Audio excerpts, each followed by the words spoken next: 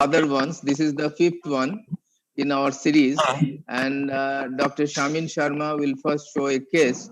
And I greet all of you. We know that we are again on the second phase of the corona pandemic. And yesterday, 36,000 patients have been, only in Mumbai, they have been affected. And total in India, 59,000. So we are going to face another crisis. But we have come over all the crises. We had successful webinars from Dr. Mrinal Kanti Das, from Dr. Mohanan, from CSI and Csi-Nic. And I greet all the foreign faculties. And I think that during the next few months also, whatever comes will be sailing smoothly.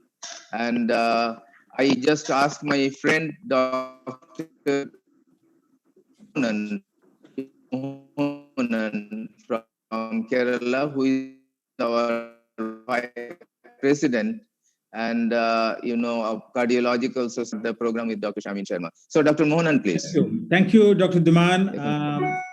It's a privilege to be part of this exciting days program and have a special welcome to the 6 international faculties and all of you who has logged in. When it comes to revascularization of a high-risk patient, there seems to be a risk treatment paradox. See, these are the guys who merits it maximum, but then unfortunately they're not either not advised properly, or many a time they are told that this is not possible to do. But the refinement in the patient selection criteria, and of course, advances in the interventional cardiology and the collaboration with the heart team has made it a different cup of situation right now. And I'm sure now these continuing effort by the able leadership of the man in the CSI and NICE, we will make this SHIP program a high-risk, high-rewarding program. Thank you, and all the very best for this program. Next 4 hours of intense activity. Thank you, Dr. Mohanan, for your kind words, and I greet all of you. So I would request Dr. Csi-Nic Sharma and his team to start it.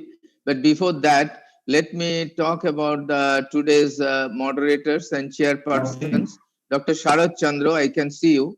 Dr. Jabir Abdullah Kutti, Dr. Nitish Naik, Dr. Ejilan, Dr. Shomit Dani, Dr. Dilip Kumar, Dr. Devobroto Rai, he is our General Secretary of Cardiological Society of India, Dr. Mrinal Kanti Das, Dr. Anil Misro, he is from BM Birla, our center, Dr. Jaspal Arneja, and Dr. J.S. Makkar. So I hope all of you have joined, and please support and ask your questions if anything to be asked during this demonstration of this live case. And I would request Dr. Sharma, I think none of us need the introduction of Dr. Csi-Nic Sharma. He is the Director of Cardiology and Intervention in Mount Sinai Hospital. And we regularly meet every fortnightly. I think just a month back, we were together in a Mount Sinai meeting. But this time, he will be showing from his own center in Jaipur. So that's a great privilege and pleasure for all of us. And Dr. Bahal, greetings to Dr. Bahal also, I can see. So Dr. Bahal, please you interact with us. So Dr. Csi-Nic Sharma is with us and he will be live. So Dr. Csi-Nic Sharma, can I request you to start your patient, talk about the patient and if you proceed. Thank you.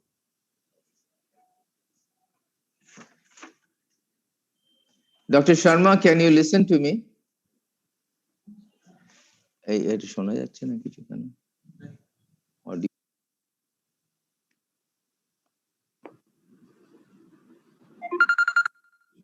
Dr. Sharma's things are muted actually, Pankaj Kumar. I think, Raghu, you should look into the matter. Yeah, sir, they have to unmute. We have already told them many times.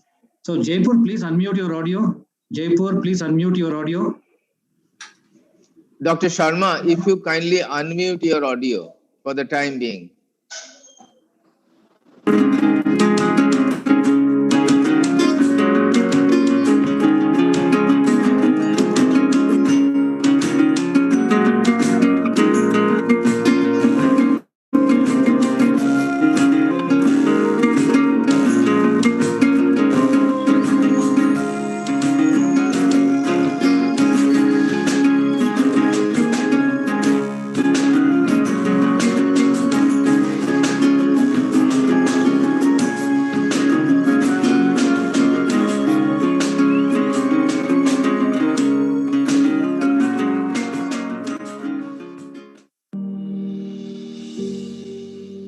little more sedation.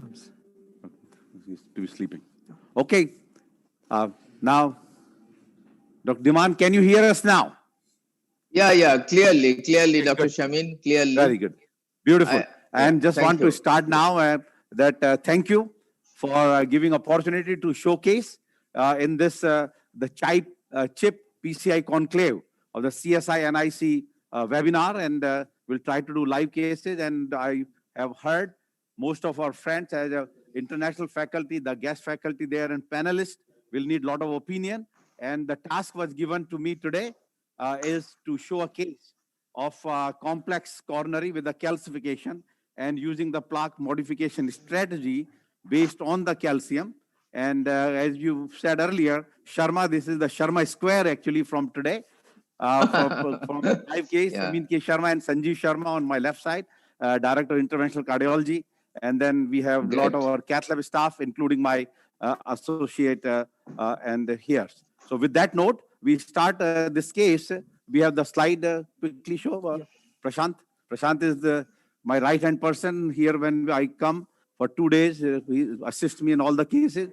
He actually will be coming in July for 1 year of intense training in interventional cardiology at Mount Sinai. And this case actually was done earlier this morning.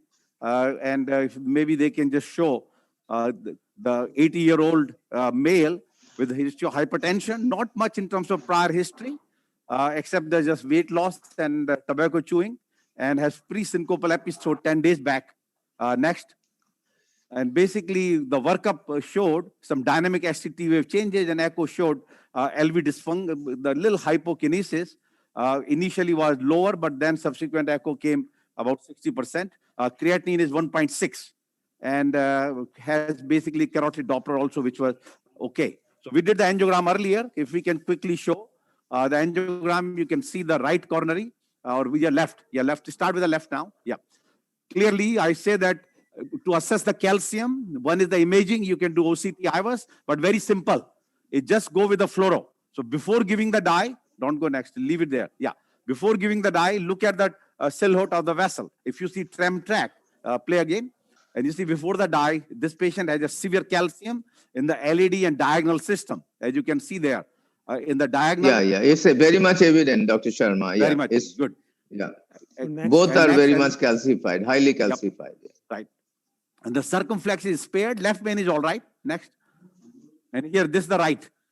Very, again, before severe LC, all this is short lesion, but 90+% severe calcific mid RCA. All the lesion goes to the proximal. This is clear to everybody, to all our viewers as well as to the panelists. Yeah, all are clearly visible, Samin. Beautifully shown. So, yeah, and just to say that what everybody had published, including ourselves, that this kind of case, if you cannot, if somebody wants to do IVUS, I say, okay, you do a theoretical interest, because this case does not need IVUS at 0 time.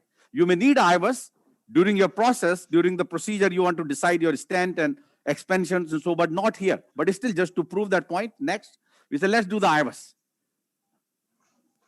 Next. What is the procedure? Yeah. And here, this is the guide. We put a run-through wire, and this is happening to the IVUS catheter, not making the turn. So that, by definition, makes it a severe calcification. But we knew that this was severe calcium, but this is just for people to educate. Because I always get into this, so we need to see the IVUS to see calcium. No. Once you have this degree of calcium, sometimes IVUS may be more harmful, may lift the plaque. A stable patient may become unstable. So with that note, so we change it, we put the rota wire side by side, and we are ready with the rota 1.75 bar. The rota floppy wire has been advanced, and they can see this. No. Check it first. Yeah, so we are going to check the speed outside by holding. I know this camera may not just try to see the speed now. Usually about 155 outside. Good. And we still have the old rota classical system. Don't have the rota, the pro, which will be available soon, and push and pull. The right coronary, in this case, that's why we put a pacemaker. Although if you want to avoid the pacemaker, you can do it by giving atropine and aminophylline. But here we said, let's just keep the pacemaker.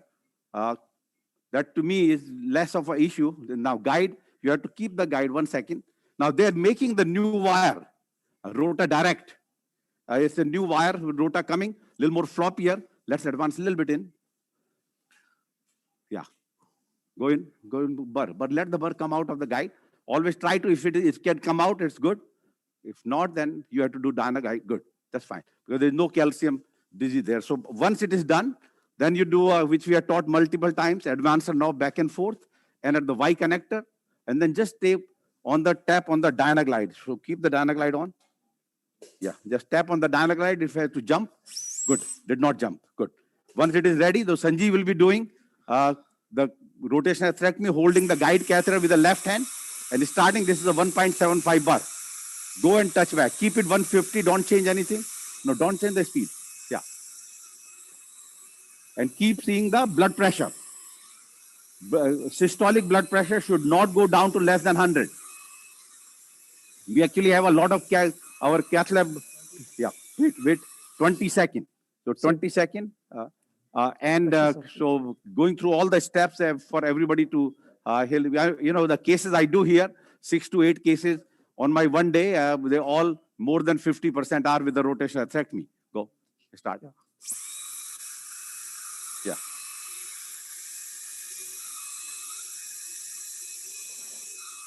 The other device, the orbital, of course, the IVL is already here. Orbital also will come shortly.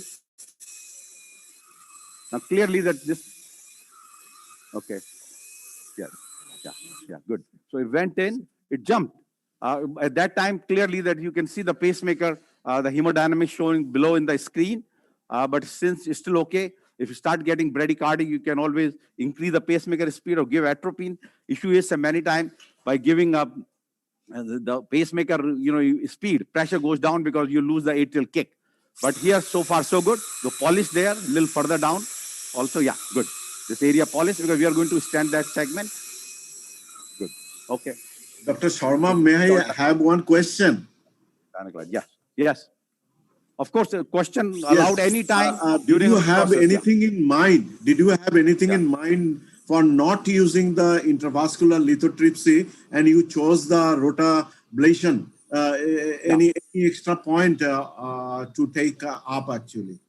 That's a very good point. So question is, can this kind of a lesion be done with the with the IVL compared to the rotablation? Answer to that is yes.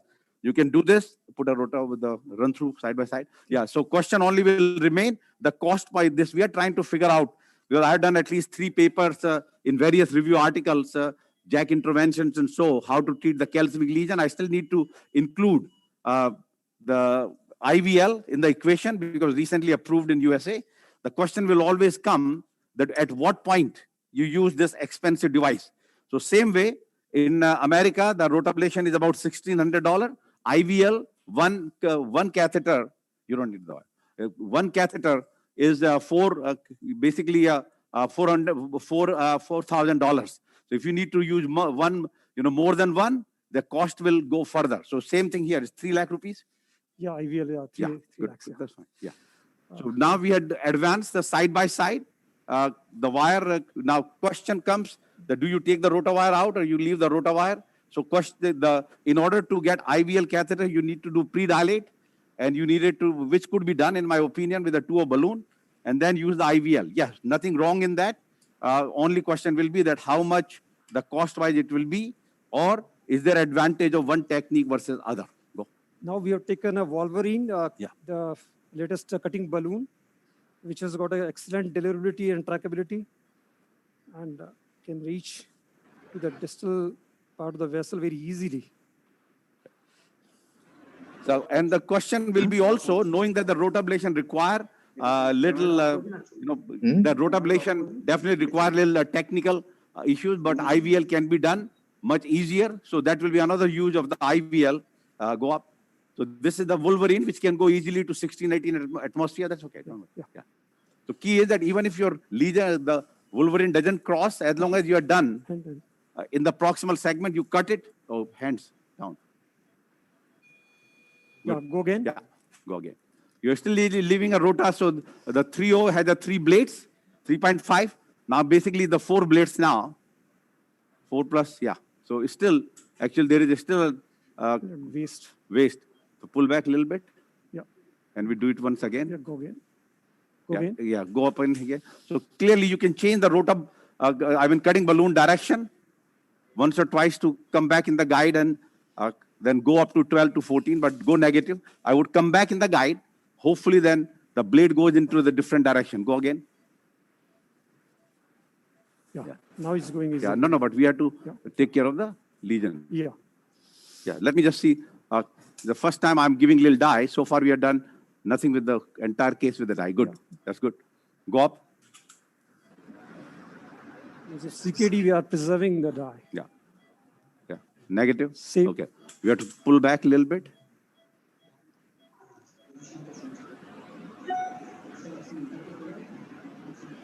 Yeah, here. Go up again. Center. Good. I think it's done it. Yeah, 12, 14. Yeah. There is extensive calcium in the eccentric opening of the balloon. Yeah. So, Dr. Sharma, you go to higher pressures with a cutting balloon? What The Wolverine, you can go 16 atmosphere without any problem. Let's get a stent. What do you want? And 3.5. cutting balloon routinely? 0.5, not 38. The 38 will cover the lesion. Measured. 38? Yeah. Okay, 38. Good. So, yeah, the question is 3.5. Yeah. The question that do you combine? I would say usually I would have gone in this particular case just with the high pressure. But today we just wanted to show combination of alternate combination, which is still cheaper, I would say financially, that using a one rotor bar. Many people will do the IVL after the rotor with the rotor tripsy concept, but we are using the rotor cutting balloon. But yes, high pressure balloon could have been fine. Not all cases will use in the short lesion here. I basically would have just gone back with the high pressure 3.5. Here, there is a mild disease pre and post. So we are just covering with this 3.538 Promus Elite. Yeah. And then we'll dilate inside with the, actually will be a, give us a 3.5 balloon. Yeah. Yeah, that's fine. That's after delivering. So same in complex case, the pointage of the chip, complexity, you have your rotor wire, deliver your device, then only you take, good. We are taking the rotor wire out now. Now, even if somebody forgot to that, you forgot to bring the wire out and you have inflated the stent, that's okay. We actually have published that many times before the guideliner that you may need to jail the wire entire length to deliver the stent distally. And so pull back, at least 6 millimeter pull back, good. You can check it here. Guide a little bit back out. Yeah. Good. I think it looks okay. You can go. Okay. Go up. Now here you want to do, I was ready, right? Is I was ready? Yeah. 10, 12. 14. 15. Yeah, negative. So we usually go 2 times 16 atmosphere, go up again. Now definitely in the vein graft, try to go lower pressure. Yeah, negative. Save. Yeah, it'll take a little time to deflate. Yeah, it's a long balloon. Moving forward.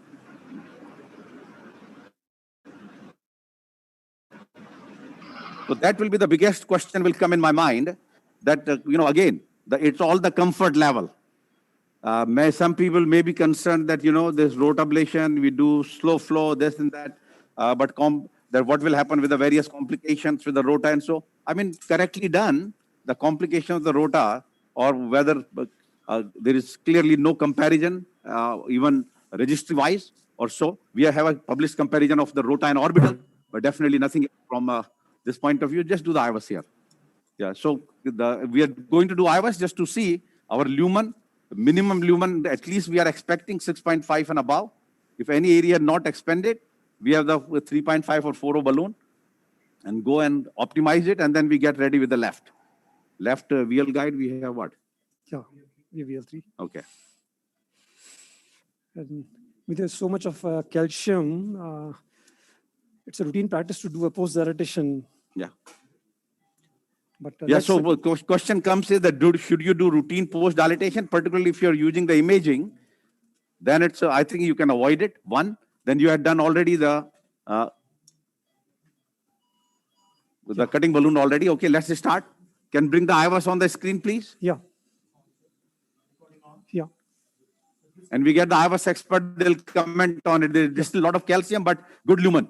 Yes, looks like deep calcium, but lumen is good. We have a vessel size which is 3.5 millimeter here. Eccentric plaque looks like fibrotic. Eccentric fibrotic, 6 to 12 position. We have a stent here. Distal edge is safe, which is well opposed and well dilated. Well opposed, well dilated. We can see eccentric plaque from 6 to 12 o'clock position. We have calcium here, which is almost 180-degree arc of calcium. Now it's almost more than 270-degree arc of intimal calcium, but stent looks well dilated. This is the site of stenosis. Well opposed. That's the point where it was the narrowest. And we can see calcium. It's always more than 180-degree calcium, which is intimal. We can see so much of acoustic shadow beyond calcification.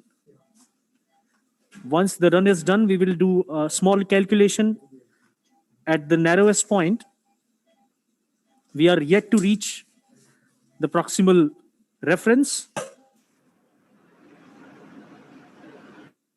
As far as opposition is concerned, stent looks well opposed throughout. We are reaching proximal reference. Good. You did. Proximally, it is well opposed and well dilated. So we are out of the stent. Good. Okay, let's give us the MSA. So and we're going to post dilate the middle area anyway, because we saw that although it is expanded or opposed, I would say, that we can achieve a little better expansion. Vessel looks 4.0 on IVAS. Huh? Vessel looks 4.0 on IVAS. So MSA looks like slightly more than 6.35 millimeter. Okay, good. Our goal is minimum 6.5. So we'll just do this one and then we'll get ready for other side. We are dilating here with the good. Yeah, good. Okay, let's go up here. Go 24. Csi-Nic, I have got a question to you. Dhiman here. Do you find any difference between OCT and IVAS? Because now we have got a very high precision IVAS, HD IVAS.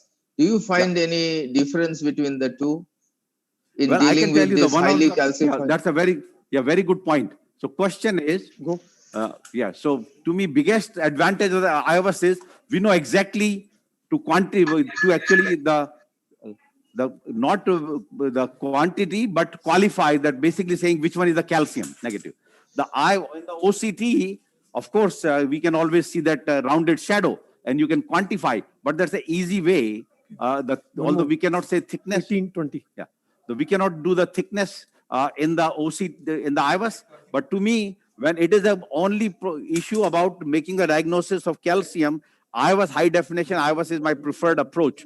For stent opposition, seeing the dissections and so, then is the OCT comes in. Go. And I would just do the one. They're doing a little extra here. That's good. That's good. That's good. Go. Yeah, go.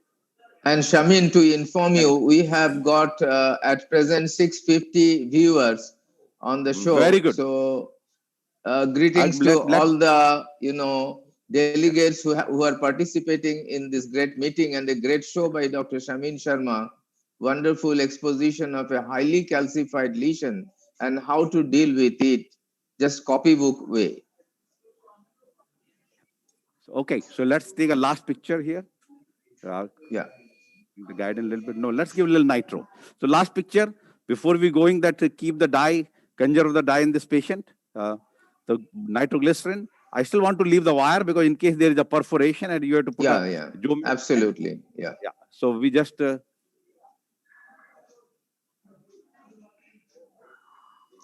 guide is okay. Okay, fine. Okay, so we are done here. Go to the left side now.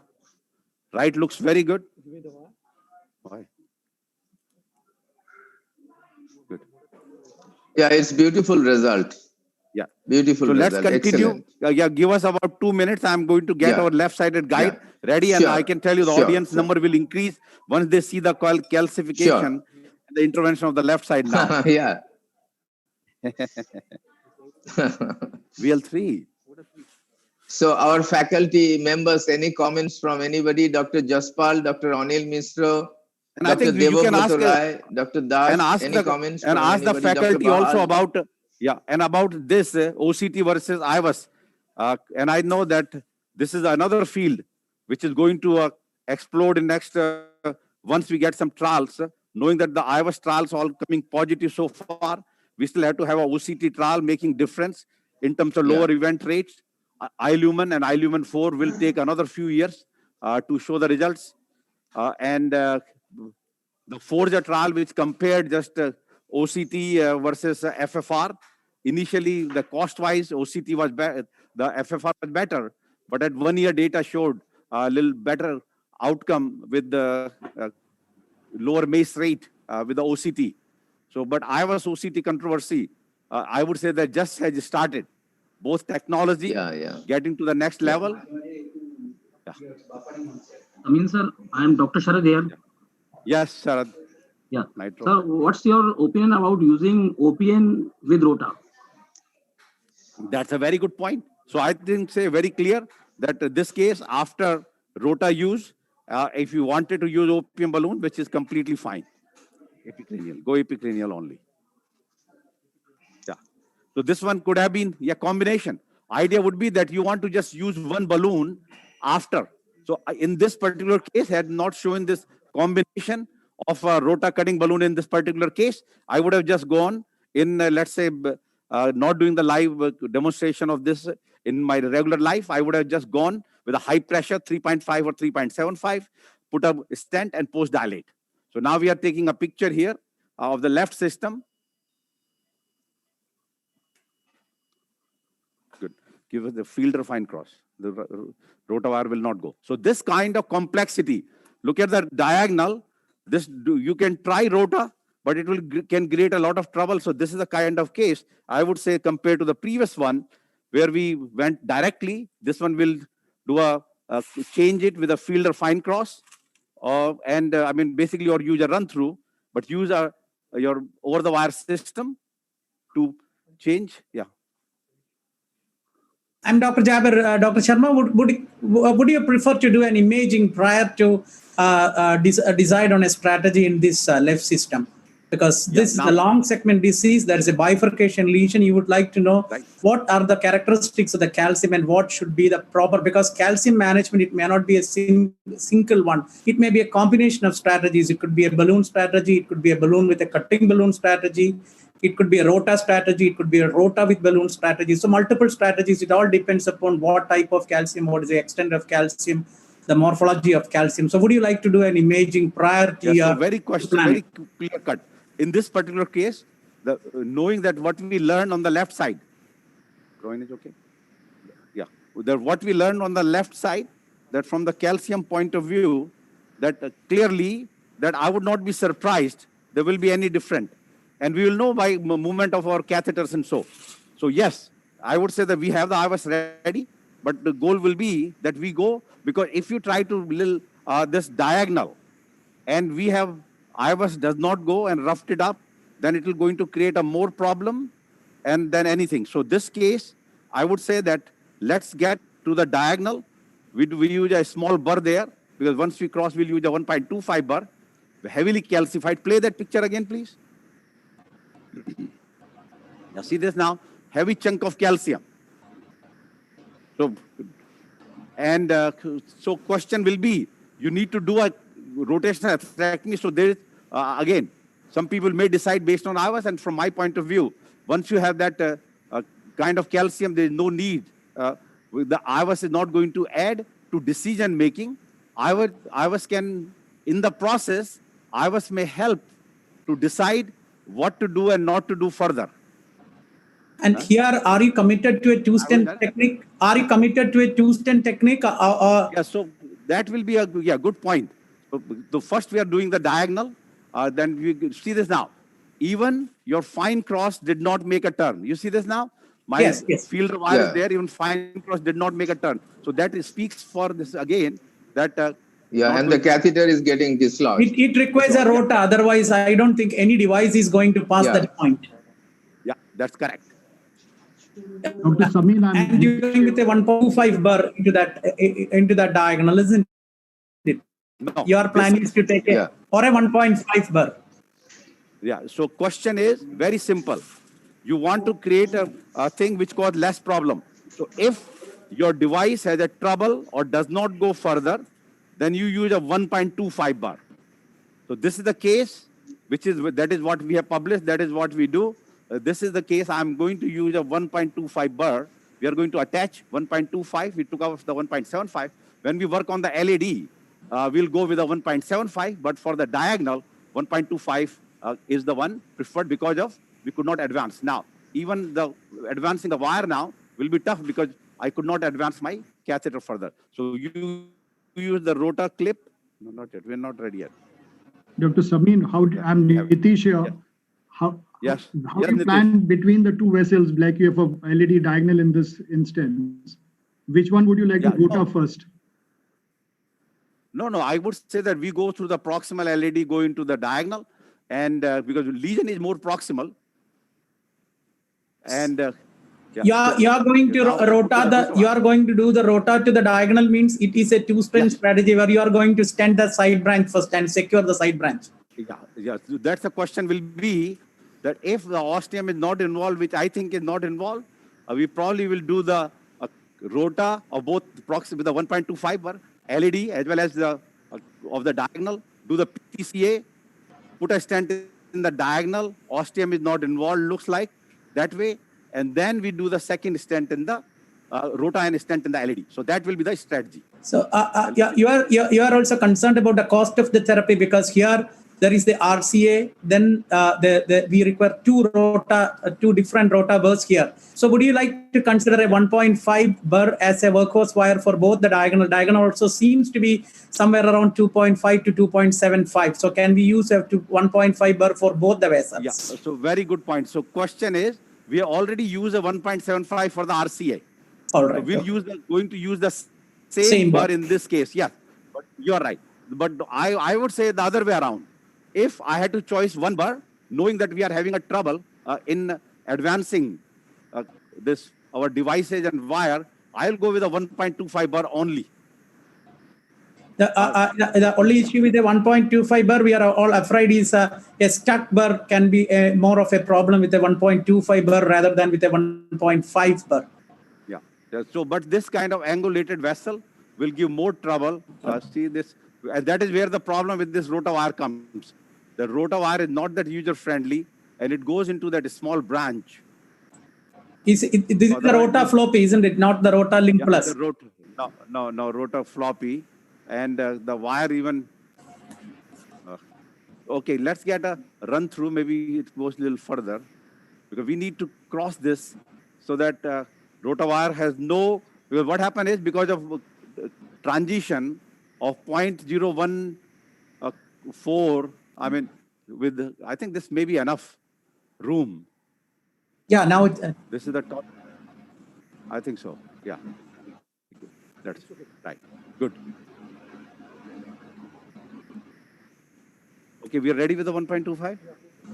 Okay. Yeah, so in this case, let's say if the cost would have been the issue, that's okay. Use a 1.25 both for the proximal LED and for the diagonal. And then what you do is you just do a balloon, high pressure balloon or your opium balloon and open NC balloon for the proximal LED, and you don't need to upgrade the bar. So that will be the second strategy in this particular case. But in this case, we already have a 1.75 bar with us, which we use for the right coronary, and we might just use that also after doing the ablation in this very complex tortuous diagonal. The LED seems to be a little bigger vessel, seems to be at the proximal part, it seems to be a 3.5 millimeter vessel. So will the wire bias be a problem when we use a 1.25 bar? Can it cut? No, but I say that we want the rota to create a cut in the interelastic lamina. That is perfectly fine. And as long as you don't lose the wire and your subsequent balloon, you are following it, that how the balloon is expanding so that you don't have to rupture the vessel. So you see the subsequent movement of, I know a lot of people are concerned about this 1.25 bar, but I can tell you in these tortuous cases and these tough cases where you cannot get anything else down, 1.25 actually has been a very good bar. Because just what it does, it cuts the plaque a little bit, and then your rest of the work can be done easily.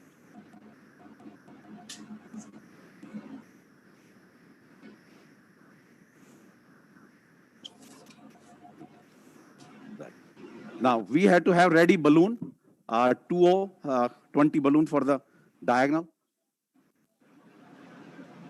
So we are ready with the 1.25. Then we can use 1.75 bar for the proximal LED, yeah. And the same, because we have 1.75 bar there, and we can see in eccentrically, you saw it, the lesion in the proximal LED is also significant.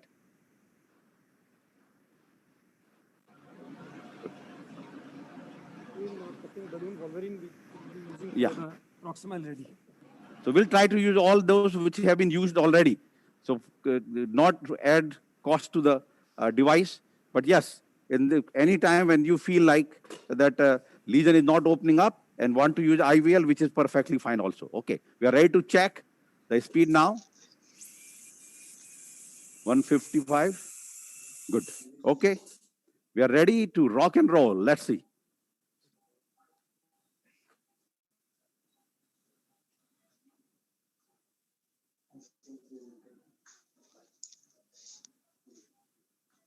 Now you can see my wire is very unstable distally.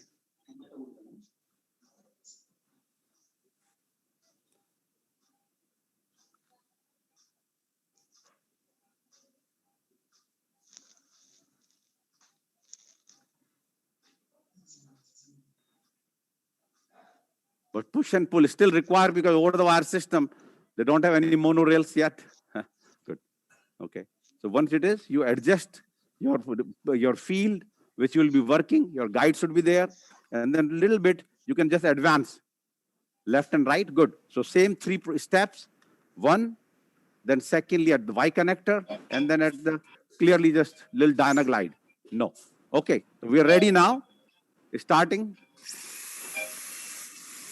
Yeah, LED will go without any problem, as we know.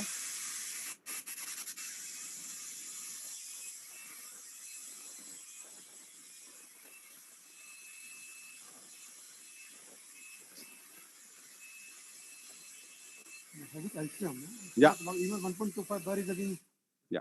So we expect that 1.25 will give us a little trouble, as expected.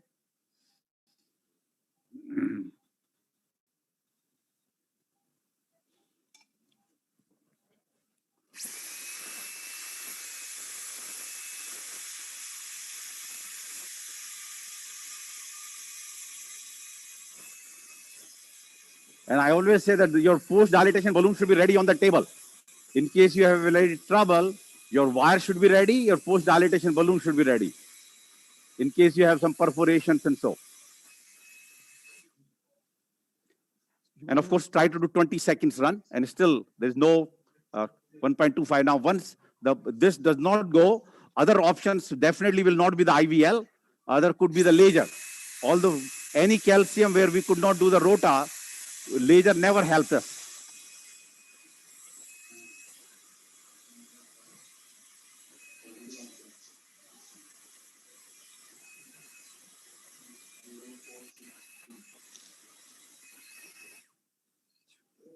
Yep. So Hemodynamics are stable. So far, hemodynamics, as you can see, little blunted pressure, but pressure is still more than 100.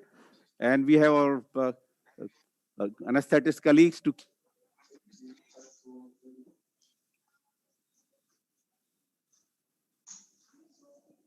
শোনা যাচ্ছে না in between বুঝছো শোনা যাচ্ছে না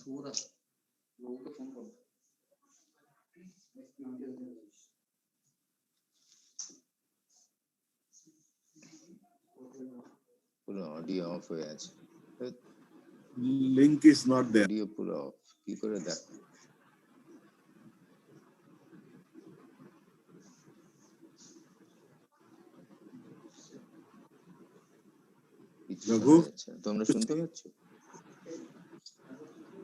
So, sir, their network is the breaking. audio is okay. Yeah, their network is breaking from their side. They got cut off. Oh. So. Anyhow, Dr. Shamin has been showing a beautiful. Yeah, Raghu, please look into it. We can't see anything. We can't listen also. Yeah, they have to reconnect, sir. I'll talk to Jaipur now.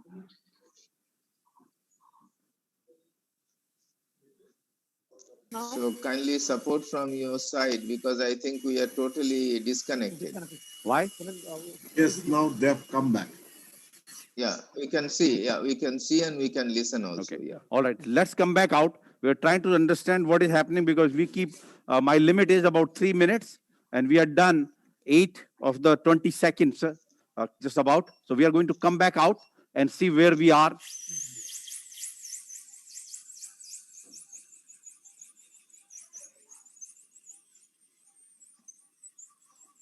Keep the wire there.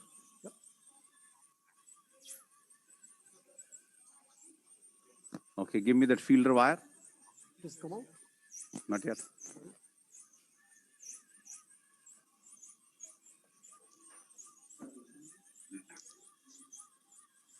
Good. Okay, we leave it everything. Close the flush. And let's see the situation. So what do we have?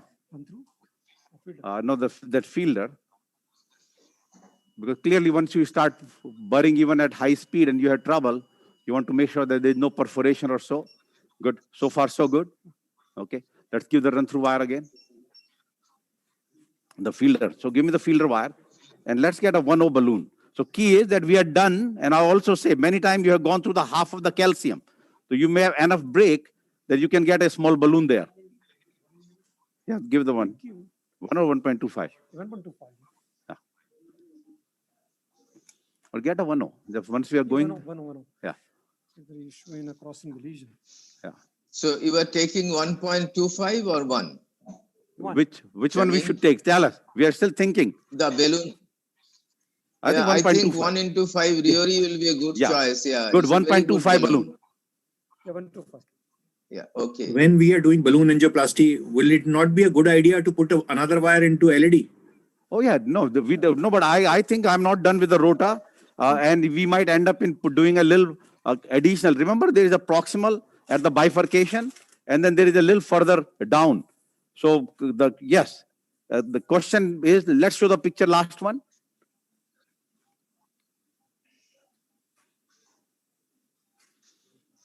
Yeah. So what will it be if we get a little balloon here? I'll bring the rota wire into the LED. And that's where our goal will be, to do a 1.75 bar for the LED. And worse come worse, you can leave the diagonal alone, in my opinion, rather than risking a perforation. And we are done. What our techniques are available. Yeah, I think that is not a bad idea because the diagonal is a 2.25 to 2.4 artery, exactly. And it will not be unwise to keep it alone. Yeah. This is, as you said, it's a 1.25 balloon. Yeah.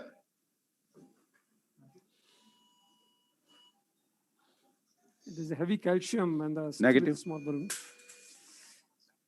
A little further. Go up. Now we get a 2O balloon, or what do we want? Non-compliant, 2 or 20. 2 or 20 non-compliant. So one more dilatation, just approximately. Yeah, go up here. Yep, negative.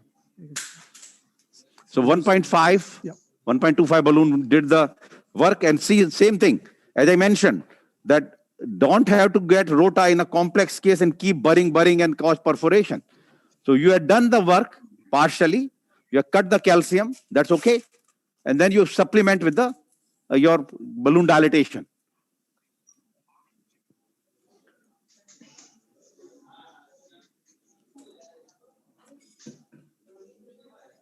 Okay, so now we are going with a 2O20. What is it? 2O15, non-compliant.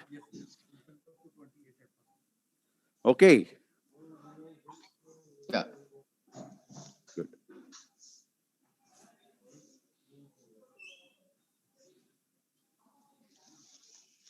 Okay, this is the 2O20, high pressure. Go up. Right here, yeah. Negative. open nicely. Even see the partial cutting of the plaque with the rota did the job. 20. Negative. So it's a combination of different modality while you are going for the plaque modification in such extensive correction. The proximal part didn't dilate well, isn't it? 1 second. Okay, let's go back again. For a second dilatation. Yeah. Right? Little die. You're okay here? Yeah. Go up. Yeah, right to the ostium. Good. Okay. Negative.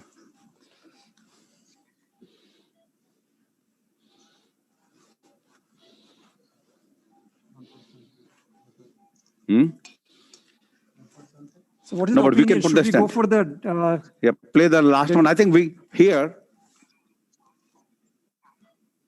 Yeah, let's bring the rotor wire out and put a rotor in the LED. Yep.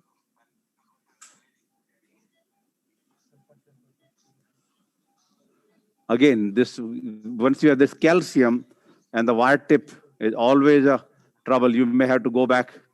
But I think this is the case. We are going to do a stent in the side branch first.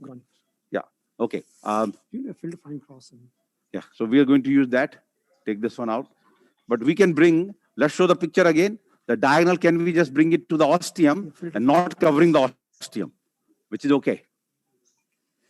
Fielder with fine cross. Okay. Yeah. So you see this now. So yeah, we are going to go little see. Ostium is okay. Let's get a 2.25. What strength length we have? 28 or 32? 32. Yeah. Give us 2.25, 32. Yeah, groin is fine. Yeah, good. But he's moving around this way. Yeah. So we are putting a stent and now we are going to wire the LED. And I know that we are reaching the time for our live transmission, but let me put a stent in the diagonal and then I'm sure the LED, if we may have a time, we could show back later. But we could finish this complex diagonal, which has nicely opened up with a balloon. And now we are going to put a stent. Yeah, very nicely opened up. Yeah. And again, I wanted to have calcium, and you have done an extremely good job. Yeah, extremely fascinating one. And what is your opinion, Shamin? If you leave it on balloon alone, you were talking about that. There is TIMI-3 flow. Of course, the stent will improve the situation. And if you put a second stent in the diagonal, what will be the strategy of yours? Yeah, so very good point. So right now we are putting a stent. Yeah, right now we are putting a stent, but not with a Medina, knowing that the side branch ostium was not involved. But you're right. In this particular case, again, we don't have that much experience. I know some people, and one of your, actually last week's Dr. Arneja's conference, the Colombo was making the point that many of these small vessels, they are just doing a cutting balloon, I mean the drug-coated balloon and leaving it. Right. So that is another strategy, but we don't have that experience. So I would just go with the stent. If there is any adversity with a stent, then only we'll just leave it with a balloon only. So now you always see that your wire should be there. Good little die. So we go few millimeter off. This is the Promus Elite. Good. Go up. Get a nitro ready. Yeah. Negative. Go up again.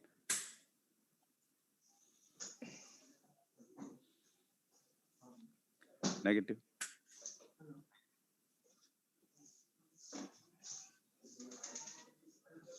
Yeah, just go 2 atmosphere. 2. Yeah, we're going to take a nitro, take a picture, negative.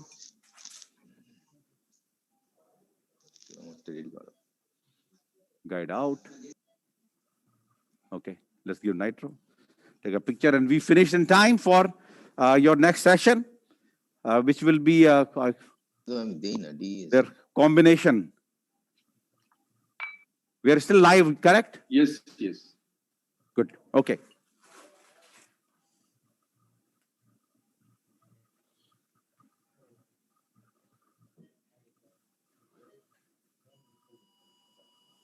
Good. Okay, so diagonal looks quite well, and we are going to take care of the LED now. And LED we put it across, and if there is any question happens, we can go back to the LED stent struts and open the ostial diagonal. Yeah. Okay, with that note, I know that you can continue. Okay, we can come back to you, Shamin, if it's possible from the tech team to see the end results. Okay. Make sure we continue to record. You are going to stand the LED as well. So beautiful result. There was some chunk of calciums. And you know, you have done an extremely good job, Shamin, and your team. So congratulations to both Shamin Sharma and Dr. Sanjeev Sharma and his entire team.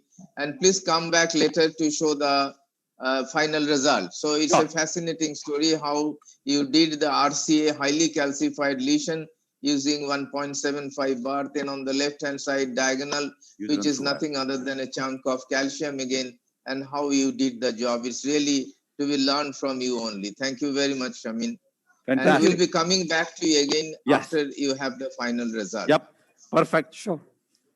Thank you. Now I am going to show a few CTO cases, what we have done during the last 1 month or so. And so can we go to the,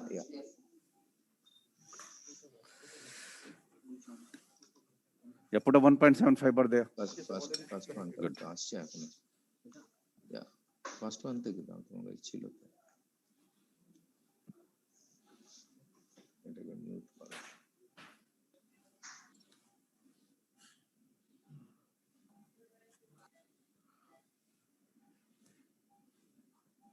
Yeah, looks okay.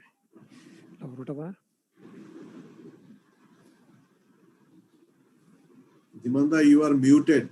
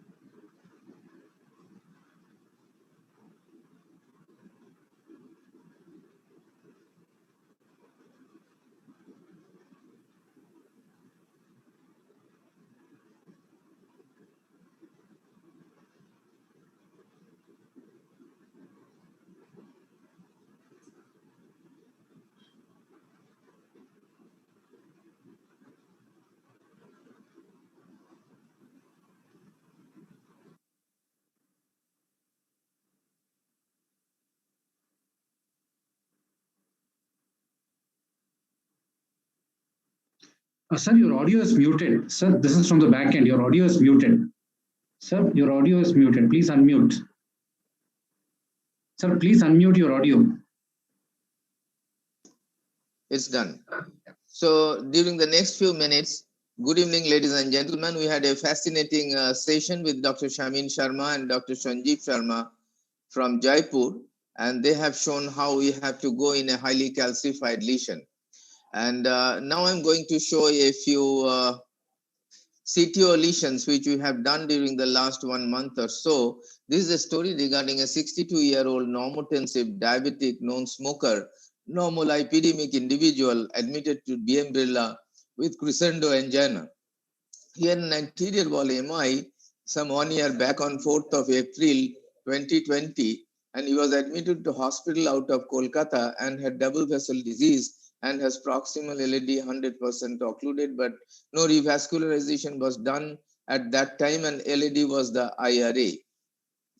His echo showed LVF 50% with mild hypokinesia of the anterior ball apex and anterior IVS, but the scar was not that big as it happens in proximal LED occlusion.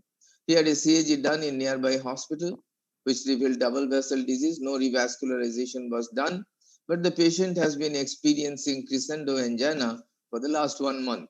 And ECG showed evidence of anterior myocardial infarction, old one. So now the LED lesion is a CTO1, and we proceeded with a micro catheter with BMW wire, and then it changed with a Gaia wire. So these were the sequence of events. We won't detail it, and this is the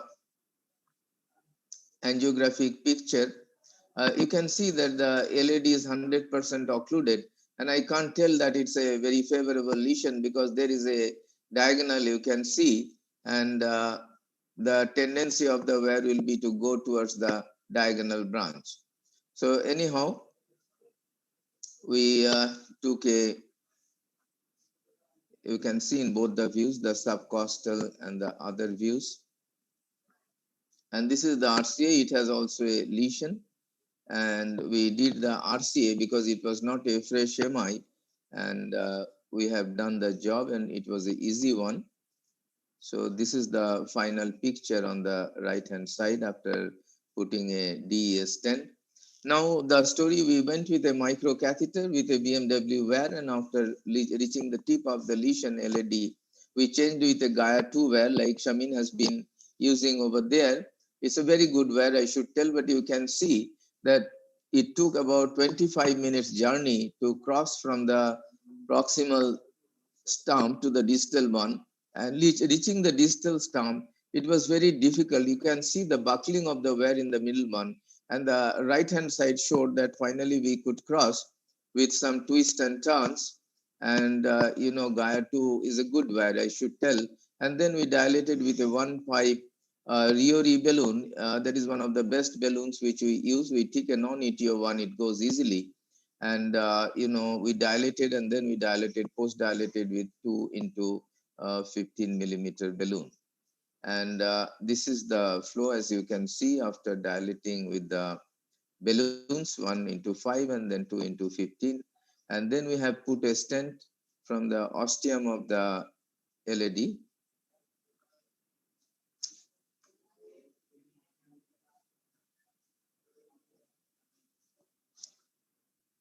And you can see there is a nice T3 flow with also good blush in the territory. I always look for the blush in the at the end of the vessel, because that's very important. We can see the septals also. And this one is the second lesion, and the patient has been completely asymptomatic since then and was doing well. This is the story regarding a 60-year-old diabetic normotensive lady, crescendo angina for 3 months. ECG shows T-wave inversion in the inferior leads. Echo showed no regional wall motion abnormality with good LV ejection fraction. She undergone an angiogram which showed CTO in RCA with bridging collaterals, because presence of bridging collaterals tells that it is going to be a little difficult lesion. And myocardial viable assessment done, and it was a viable RCA territory. Plan to open RCA. Of course, the echo was normal, but still, and you can see that the lesion had a lot of collaterals over there, and there is no channel visible. You can see some zigzag, small arteries which are connecting, but there is no track as such between the proximal and the distal segment. So we took a microcatheter and changed with a BMW, and we changed with a Gaia 2, but it was very difficult to pass the Gaia. Anyhow, we could finally cross the lesion, and it was also a 25-30 minutes journey, but then everything was easy, and we passed the microcatheter down, and then we dilated as usual with 1.5 Riori, and then with a 2 into 15 millimeter balloon. And this is the result after ballooning. And subsequently, we have put a stent, DES, and this is the result, but it could not cover the entire portion. So we went for some dilatation with a balloon.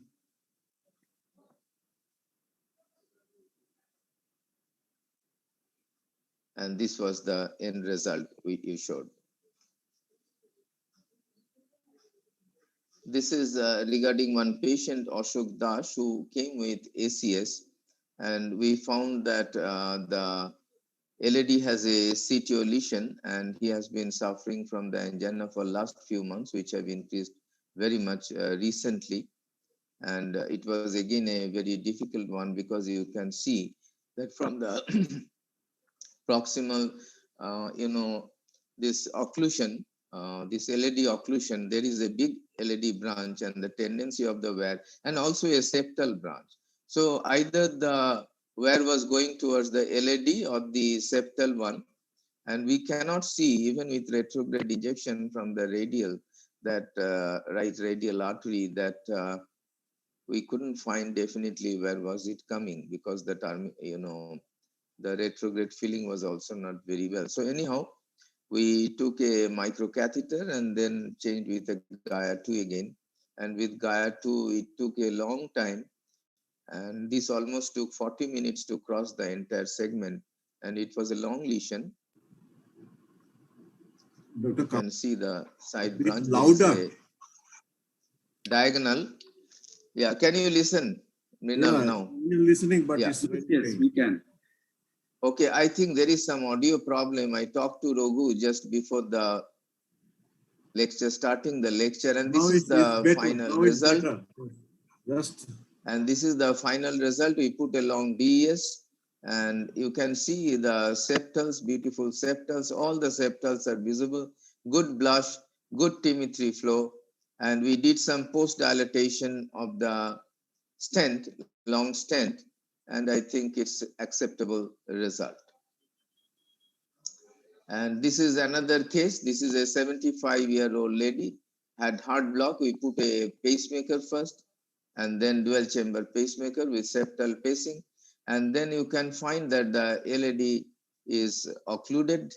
And we did the RCA first, of course. And this is the LED. You can see that the proximal cap of the LED where to go. And exactly at that place, there is a diagonal, large diagonal again, compensating for the occluded LED, and it is a CTO lesion because you can see that there is beautiful retrograde filling from the right coronary artery. So anyhow, we blindly went with microcatheter support, again with the Gaia 2 wear. This is our very favorite wear, and we could go to the distal cap. It was also a hard one to cross the distal one, but anyhow, we could. And this was the wear, and finally, as usual, we did with a 1.5 Riori balloon, and again then we took a 2 millimeter balloon, dilated it, and put a long stent.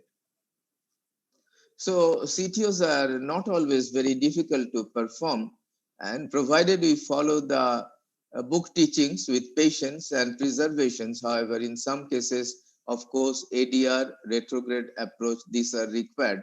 But one thing, we should not go for dealing with the CTO lesions ad hoc, because we should study the lesion well, and if required next day or after 1 or 2 days, we can go for dealing with the CTO lesions. And if we see the lesions well and we have a plan in advance, I think many of the CTO lesions can be dealt with well. But patience and perseverance are very important, and we should have to avoid long, fluoro time, and also a lot of dye. So thank you very much for your patient hearing, and I would love to have your expert comments about these few patients. Put a wire in the diagonal. And we'll come back to Dr. Csi-Nic Sharma to see the end result.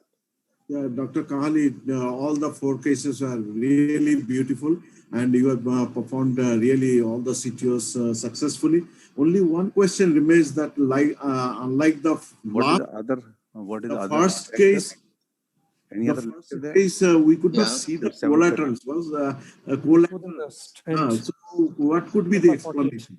Oh, sorry. No, I think you saw the collaterals, Mrinal, in the second case, the RCA lady case. That case we could see the you give us the stand? We could see the collaterals, but all the cases were very hard CTOs. All were in 3.5. And you could see how much time it took, to cross all of these lesions. And we had to take the microcatheter support. And in all the patients you saw that the wires were buckling, even Gaia was buckling. And that shows that how difficult it is to cross this one. And I remember in the first and third case, it was really very difficult to cross even the distal lesion. So, you could show the retrograde filling, because unless the lesion is a quantified CTO lesion, you won't see such beautiful retrograde filling.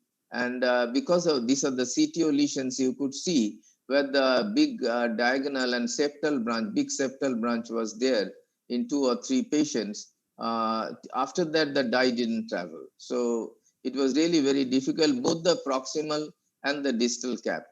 The journey in the middle is not that difficult, of course, but I won't tell, because and to manipulate the wire in such a situation is also very difficult.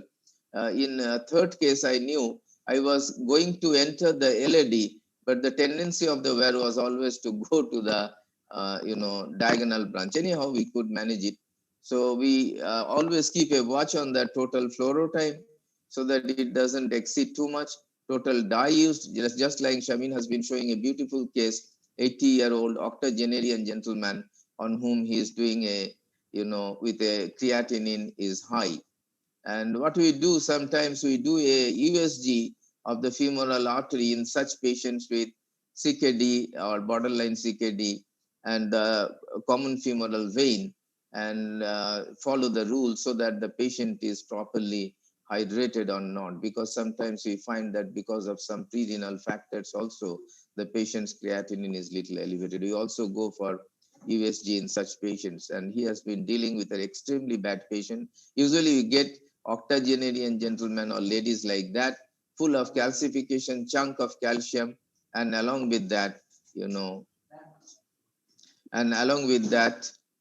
you see that the patient has CKD and other comorbid condition, as Dr. Sharma's case is. I would really give him a very big hands because it's a beautiful case. Any more comments, Joshpal, Dr. Devabrata Rai? Sir, this is Devabrata. Hello? Yeah, I can see you. This Yeah, is Devabrata. Crystal. Yeah.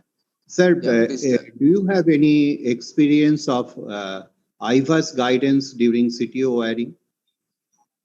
Yeah, you see, we do it, but not frequently. I should be very frank and honest, as Dr. Csi-Nic was also telling, that this helps a little, but as a whole, we use it in 5 to 7% cases in our country. And I was asking the stalwarts in Europe also that in how many cases, even in difficult bifurcation, like Goran, I was asking, he was telling 7 to 8% of the patient. And majority of the patient in European countries also, they don't use IVAS frequently, because it is from our experience, if you take a good microcatheter with a software support, you go up to the proximal end of the proximal cap of the CTO lesion, and then change with a Gaia 2, Gaia 3, etc. We are fond of this, where of course Gaia Next is not available, because Gaia Next, the tip load is 9 grams, and Csi-Nic showed a few cases. On that day, and he was from Mount Sinai, we were together, and the Gaia Next is available over there. Hopefully Gaia Next is coming to our center also very soon. So I think that is sufficient, and but IVAS guidance is sometimes necessary, but we don't do that frequently because of the financial reason, nothing else. Because of microcatheter, fresh balloon, because we have seen that unless you give a new balloon, sometimes you lost the wear also, because you go with a Oxford balloon, and those are so sticky that it pulls the wear and everything is out, and then you have a difficult one. So to go through that course again. Dr. Zimmerman, in all your 4 cases that you have shown, you have used a Gaia 2 wire. Now, how do you? Yeah, I'm fond of Gaia 2. Yeah. How do you decide which wire to start with, and how do you escalate your wires in a CTO? Yeah, see, we have a bad tendency. We change with a because majority of the patients we have been seeing that Gaia 2 is a very good wire and we have been doing well. So we are fond of this wire, but suppose Gaia 2 doesn't work, then we go for Gaia 3. And if it doesn't work, then we go for Confluenza Pro or Conquest, whatever. That's with 12 gram tip load. But we want to avoid those kinds of wire, and we go majority of the patients anti-grade. Sir, in presence of bridging collaterals, does Gaia 2 steal your wire of choice? In presence of bridging first take collaterals? it. If it doesn't go, I would have taken Gaia 3. And if it didn't work with microcatheter support, we would have gone for a better wire, that is the Confluenza Pro with 12 gram load, Conquest Pro.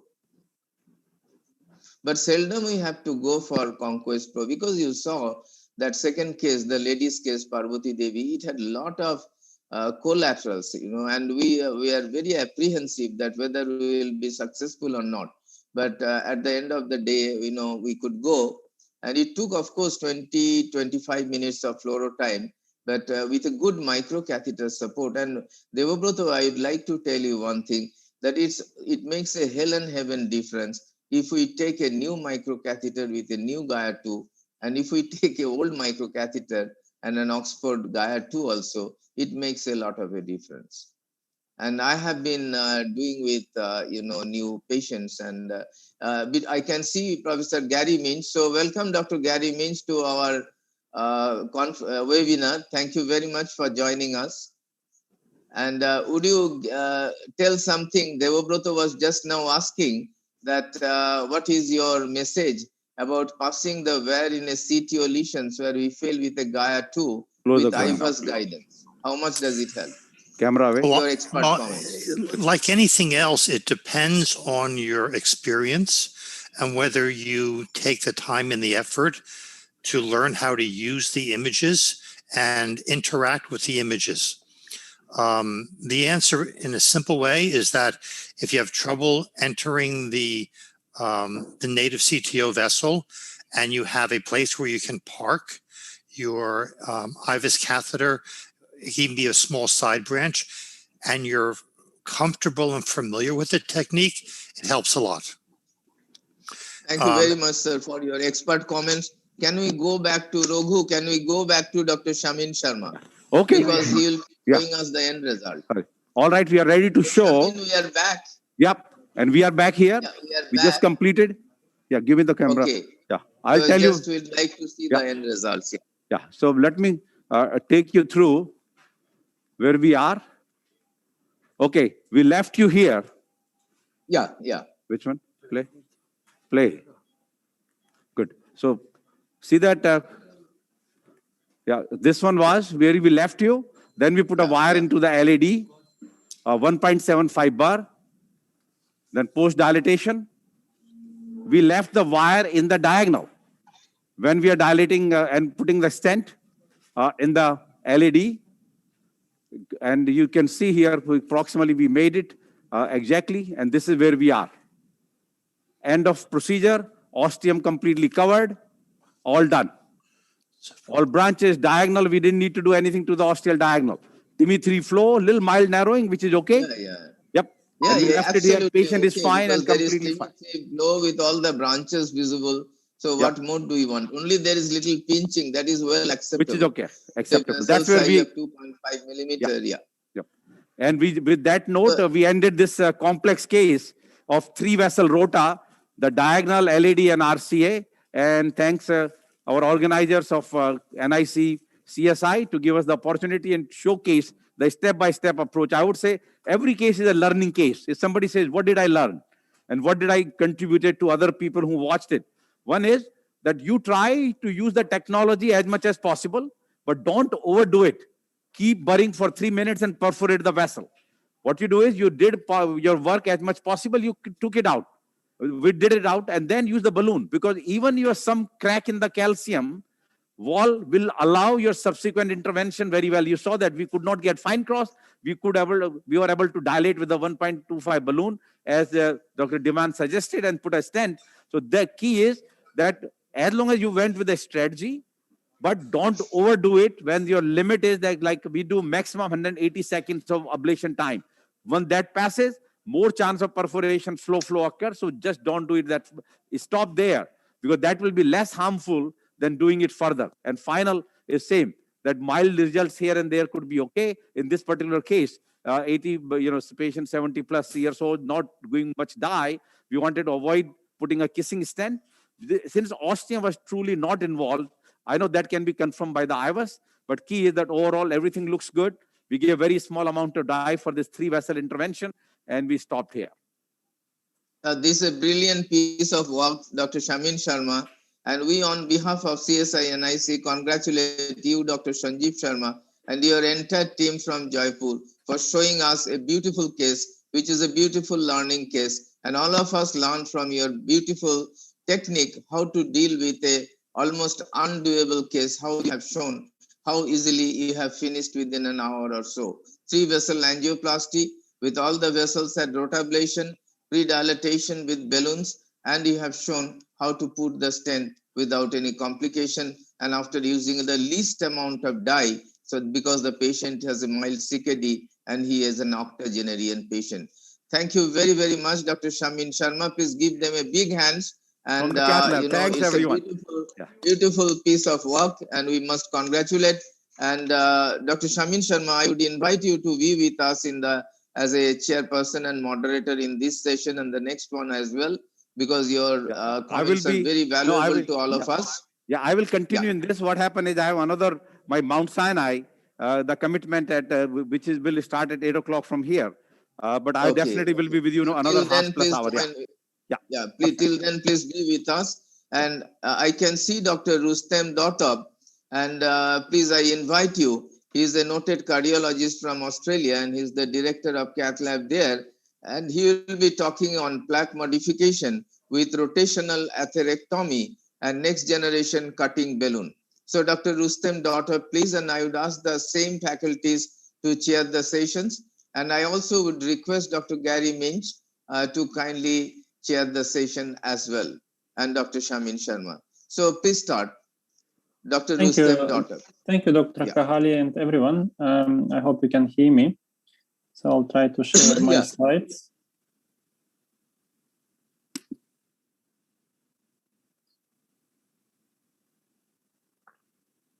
Can you see the slides? Yes, we can. Okay.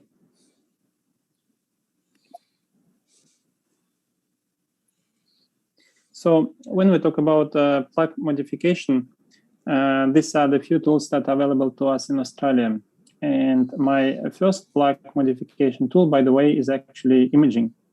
And when we talk about calcified lesions, about CTO, about surgical turnedowns, etc., for me, it's IVUS, it's not OCT. And the most common plaque modification tool that I use, it's rotablation.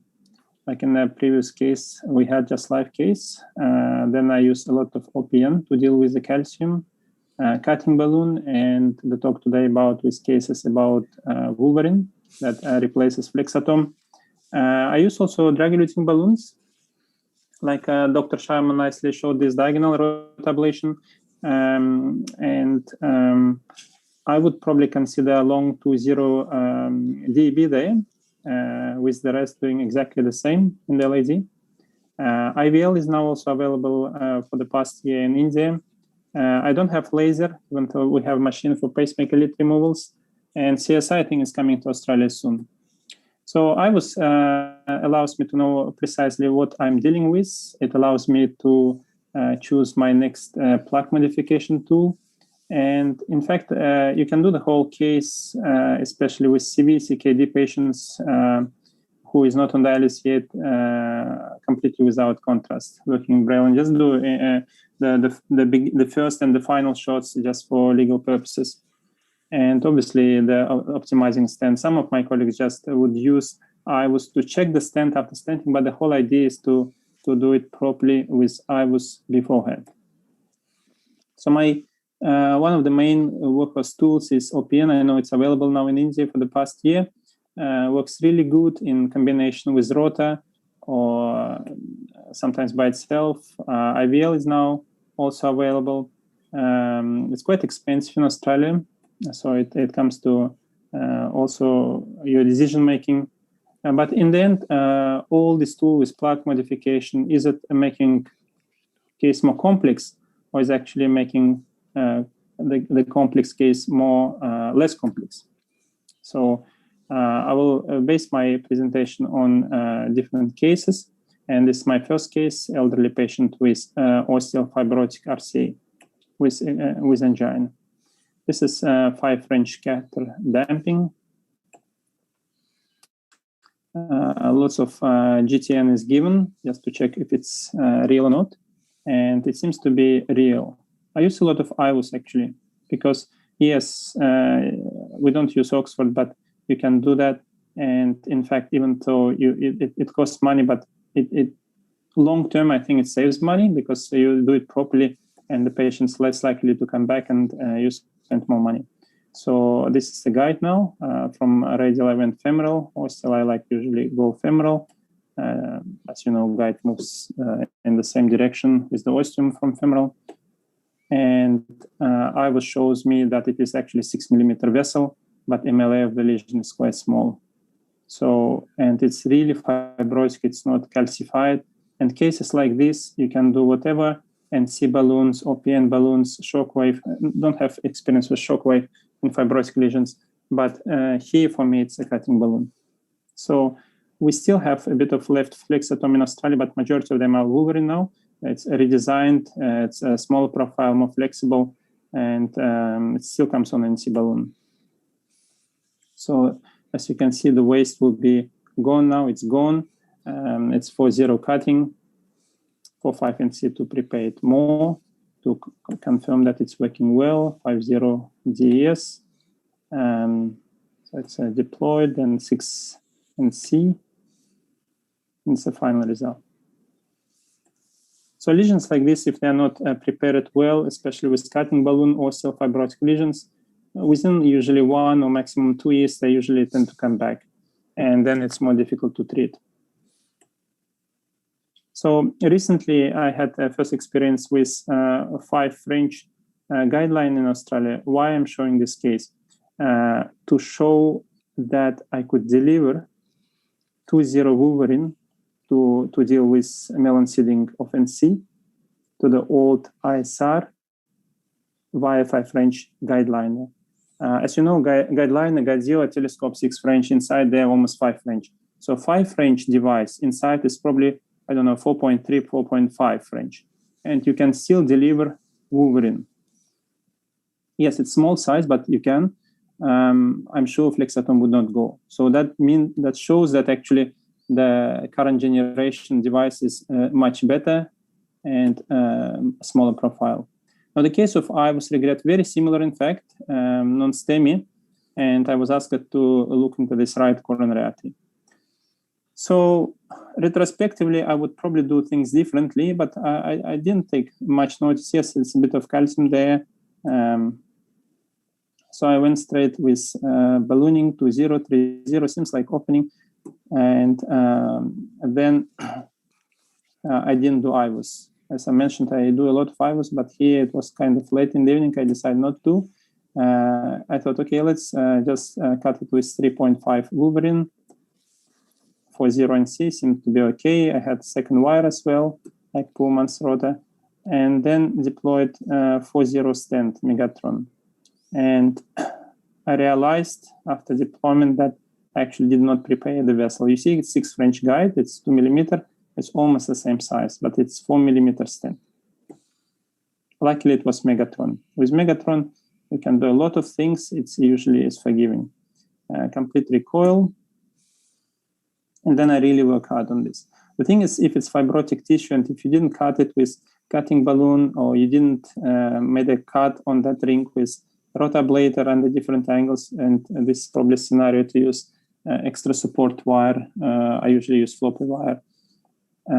Nothing, I guess, can be done once you deploy the stent unless you keep stretching that. And that's what I did a lot. With osteal lesions, usually you protrude a couple of struts to the aorta just to make sure cover. So, in fact, this 4-0 stent, I pressed a lot with bigger NC balloons, 4, 4.5, and 5. And eventually it started, I guess, to look better, but still, I guess, not the best. And given it was Megatron, there was no fractures and I could see it well. As you can see, I use a lot of Stent Life, not Stent Boost, but Stent Life. It's one of the softwares in the Siemens. So that's the final result. And again, it's heart failure patient. All I needed just to fix the right coronary ostium. Kind of minimalistic approach. So retrospectively looking at this case, probably I should have done IVUS, realized that I need a bigger cutting balloon for 0, prepaid beta, or even go rotablation up front. Case like this, I quite often would do just rotablation. That usually also works. I don't know what's your experience. So talking about rotablation, technology has been again modified. Now most of the hospitals have RotaPro. Yesterday I went to a regional center in Australia to do 3 cases there, the Proctor, because I got RotaPro. It's much more comfortable device. You don't have pedal, and it's more controllable, more user-friendly. So looking at this case that I just showed, probably a rotablation would be good.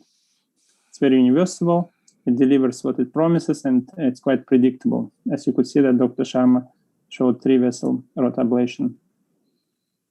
So we call it respect the calcium, or it will come after you if you don't take calcium seriously. So this case, I like to show this case. It's a 59-year-old man who I call a rota regret case. So presents with this anatomy a couple of years ago to my colleague. And when you look at the report, it's a lot of equipment. They went radial first, they went to femoral, used a lot of equipment, but not a rota. And in the end, they put 2 stents. One is 3.0, one 2.5. Just remember those stent sizes. It's the dominant right coronary artery in a man. So I call it harmful PCI, and it will come back. And it came back 1.5 years later with exactly the same symptoms. And the culprit is, we call it call from the past. Looks hazy, but that's a problem. So in cases like this, when it is severely underdeployed stent, of course, nowadays you can try to use IVL. This was a case where IVL was not available in Australia yet. And this is the only scenario where usually up front I go with pacing wire for rotablation. But here I try it without. Usually we pre-treat with medications, do short runs. And the stent waist was quite short. So I thought, let me do it without pacing wire. It worked, but much longer. All the stents I usually do pacing wire. So eventually it worked. I'll just skip that. And then I put, after pre-dilatation, put 3.5 stent. Remember, it was 3.0 up on the top, 2.5 in the middle. And now I put 3.5 stent, dilated it well. This is before and after. So this is typical case of rota regret that will come after you later on, luckily, if patient just with a small non-STEMI. So always take calcium seriously, or refer to somebody who can do it, or invite the proctor. So I'll show a couple more cases. One of them I call rota respect. All these cases just from the last couple of weeks. 68 years old with non-STEMI. A bypass was done kind of total arterial a couple of years ago. Currently, LV is preserved and also had previous MI in the past. This is his coronary angiogram. So overall, on the big scale, his circumflex is not too bad. Yes, LAD is bad in pieces, but his lemma is working, as you will see.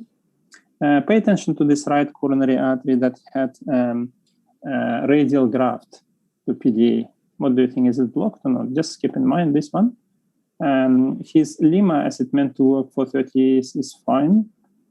Distal anastomose is fine, but on the right picture, you will see the culprit, which is the radial graft. Radial graft also meant to outperform SVGs, but unfortunately, this didn't work well. And that's the culprit this time. So when you do single catheter reconstruct, you understand right coronary is blocked. but there is a to and fro flow. So it makes you to suspect maybe it's patent. So I didn't book it. Usually CTO cases, I book them as a CTO. Here I just went ad hoc, just added the second catheter from femoral.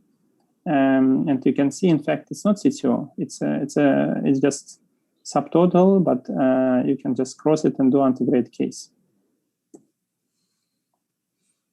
But it wasn't easy. So I have 7 French AL guide, supportive guide from femoral with long 45 centimeter sheath, and Corsair Pro is not crossing the mid vessel. So what you do next is like a protocol for wire crossable device and crossable lesions. It's just reaches there and it doesn't go further. So I added trap liner when I expect a case where I do a lot of exchanges of equipment. I usually use trap liner rather than guide liner, Godzilla, or telescope, because it has already a balloon inside to trap equipment. Despite that, everything is backing off. So then I tried a couple balloons, 0.85 balloons, a Sapphire. It didn't work. Then I used 0.85 nano balloon, which is made by SIS, like I call it baby OPN, to 25, 26 atmospheres can go. Didn't allow me to cross again with Corsair. And what simple strategy left is to try a small catheter, find cross again, didn't work, and they just wedged it and buried the rot wire. I just saw on the Twitter this week that in America they have new version of rot wire that has been expected for some time. They said in Australia we'll have it end of this year. So that one you can, I guess, drill more. It's more friendly. This is just polishing runs after very careful several runs of 125. Because once you have rot wire across, the case is done.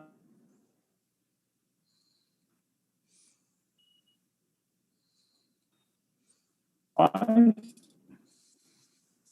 later with 3.5 and this final result. So unfortunately, when you do total arterial, you expect this arteries to stay MPGs, for some exceptions. And here the man lost graft to PD. As you can see, it is feeding back there, but it's gone forever. There is no point trying to recover this long disease in radial graft. That's before and after. So this was a case of device uncrossable lesion that was sorted with rotablator. This is, I call, rotary grade case. With rotablation, there are many rota-respect and rota-regret cases if it's not done properly. So this is a case with bad COPD done by my colleague a couple of weeks ago. You can see CTO of the circumflex, and you can appreciate that proximal ostial LAD is quite bad. On the big scale of things in this elderly population, I wouldn't usually think about this long diagonal. It's not the way the money is. It's almost if it's twin LAD. So here you just confirm your findings. And the right coronary is not too bad, and it fits that circumflex CTO, so almost natural bypass. So the case was referred for bypass, but was surgical turned down mainly because of bad COPD. And end up on my list 5 p.m. in the evening, so end of the cath lab list. Hence, I did exception. I usually always put a guide in the donor vessel, and I always wire it with the hose wire, so I don't have any problems with ostium, and I can always stand. Here, if you say it at 5 p.m., people will not like it when you mention the word CTO, so I said I'll just put 4 French femoral sheets very quickly and use diagnostic catheter for retrograde injections. So on BMW, I delivered Corsair and then filled the XT found the channel and confirmation of his retro. So you see, I didn't do any single antegrade injection. Once you confirm, you advance the wire, and then just a routine thing, predilate, 1.5 millimeter balloon predilatation, just to allow IVUS. And on IVUS, it was a tapered vessel starting from 225 distally up to 3, long lesion, and some calcium, but a lot of fibrotic tissue. So this kind of long lesions, I don't need to do rotablation here, but I like to do cutting balloon to prepare the vessel. So this is 2.5, and as you could see, it's maximum 3.0 vessel. With cutting balloon, similar like with OPN, I always go 0.5 millimeters smaller, especially in calcified lesions. Otherwise, it can cause perforation, which I had recently. So this is a single stent, 225 to match distal, and it can go to 3.5 proximal if necessary. Soft puff there, post-deal, and kind of fix that. Given that it was late case, I just decided to try this antigradely in elderly. If it doesn't go, my aim was to just stent her left main to LAD and leave that circumflex alone because she's elderly. It's very well collateralized. So once crossed LAD, did IVUS again because I already had it open. So on IVUS, I had all the information I needed, that it was circumferential calcium. And cases like this, I usually use IVUS. But that calcium was very focal, circumferential. And I really thought, let me just get the same tools I had on the table. I used 2.5 Wolverine that I had on the table, didn't work. And then I used 3.0. As you will see here, and there is a huge waste. And of course, you cannot put stent like this. It will be bad long-term, even short-term. So then I took OPN 2.5. It was 3 millimeter vessel, went to 40 atmosphere, and again didn't work. Usually OPN works in these situations, but it didn't. So I did a case actually yesterday in regional hospital where we went 1.5. Then we did everything else, didn't work, then 1.7. You can think maybe there is by definition some dissections present, like extensive dissection. But somehow I decided not to use rot in this case. So that's a rot regret case. We had shockwave. Shockwave, it just kind of worked very simple. On shock pulse number 7 out of 8, it already gave way. And then it was just putting a Megatron there, 3.5 distally, and optimizing it all the way to 4.0. IVUS guidance, just final result. So this case illustrates that I spent a lot of equipment, a lot of time, while I could just simply take 1.5 Roteber and just do the case much faster, save equipment, etc. So I have another case. How is the time? I think it's 20 minutes. Should I show one more case or not?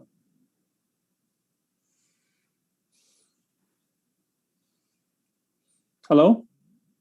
Yeah, you can see the case in short, yeah. Yeah, okay.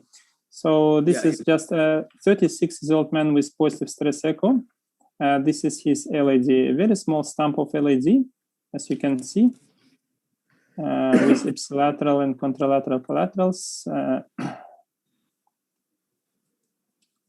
And right coronary, you will see soon. So this is LAD reconstruct with single vessel as you prepare for CTO when it's referred to you. And you think it's probably short. And that's reconstruct.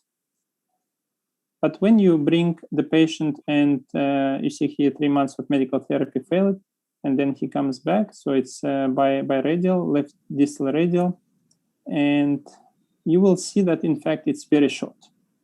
And most of the time, just antegrade wire approach will work.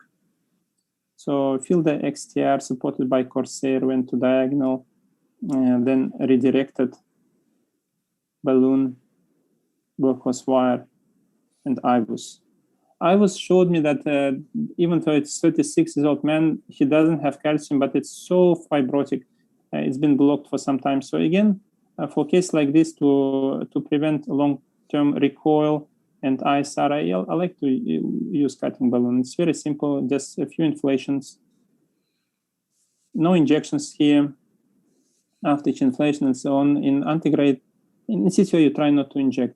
And then I think I used a biplane because all our labs are biplane.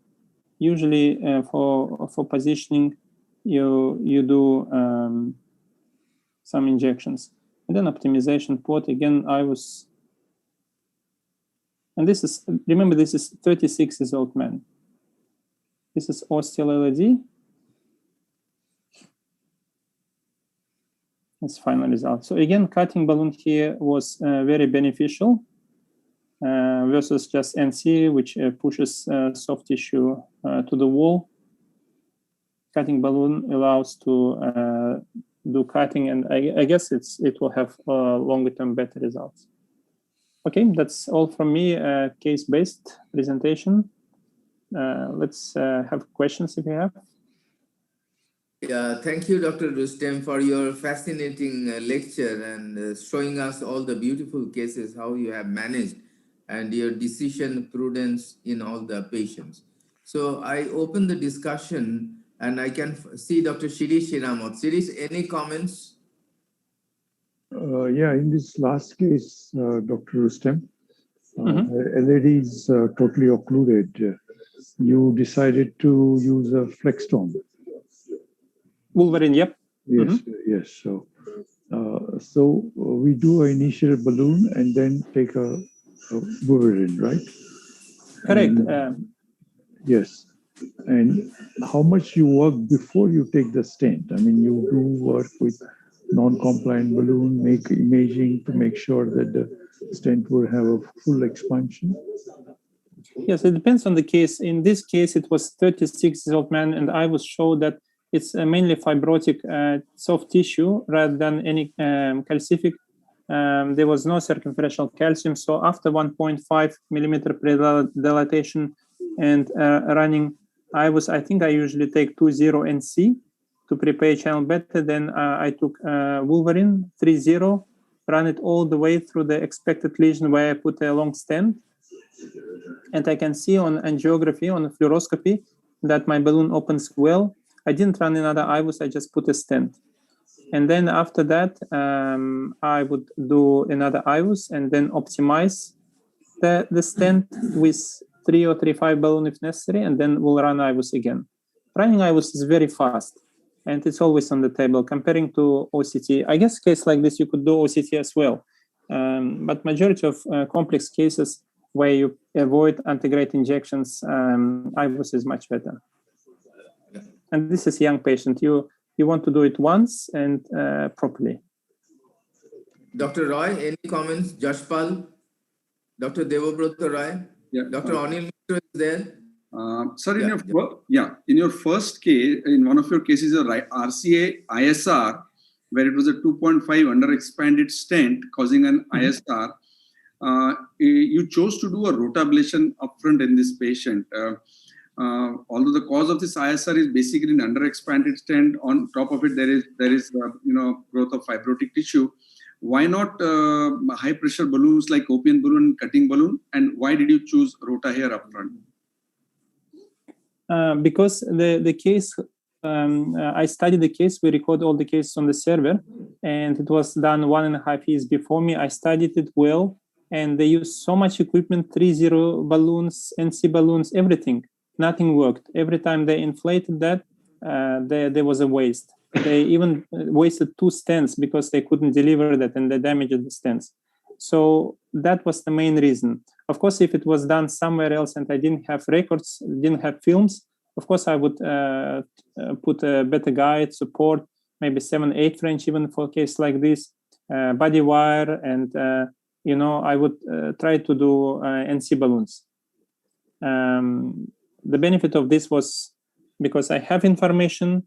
I know there is a chunk of calcium, and they wasted the stent there, and I need something like rotational atherectomy. And my guide for that reason was just JR. I was 6 French, just to allow me to just slowly to go there. So in such a case, like if you have already stented and it's an under expanded stent because of a large calcium down there, and IVL also could be a good option here. It could work across. Absolutely. Absolutely. We didn't have IVL then.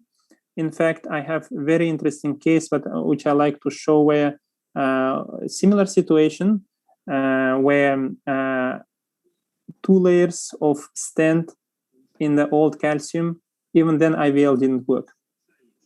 And then I still had to go and bring him 1.5 rota, 175 rota, and then 2.0 rota with spacing wire. Yeah. Thank you.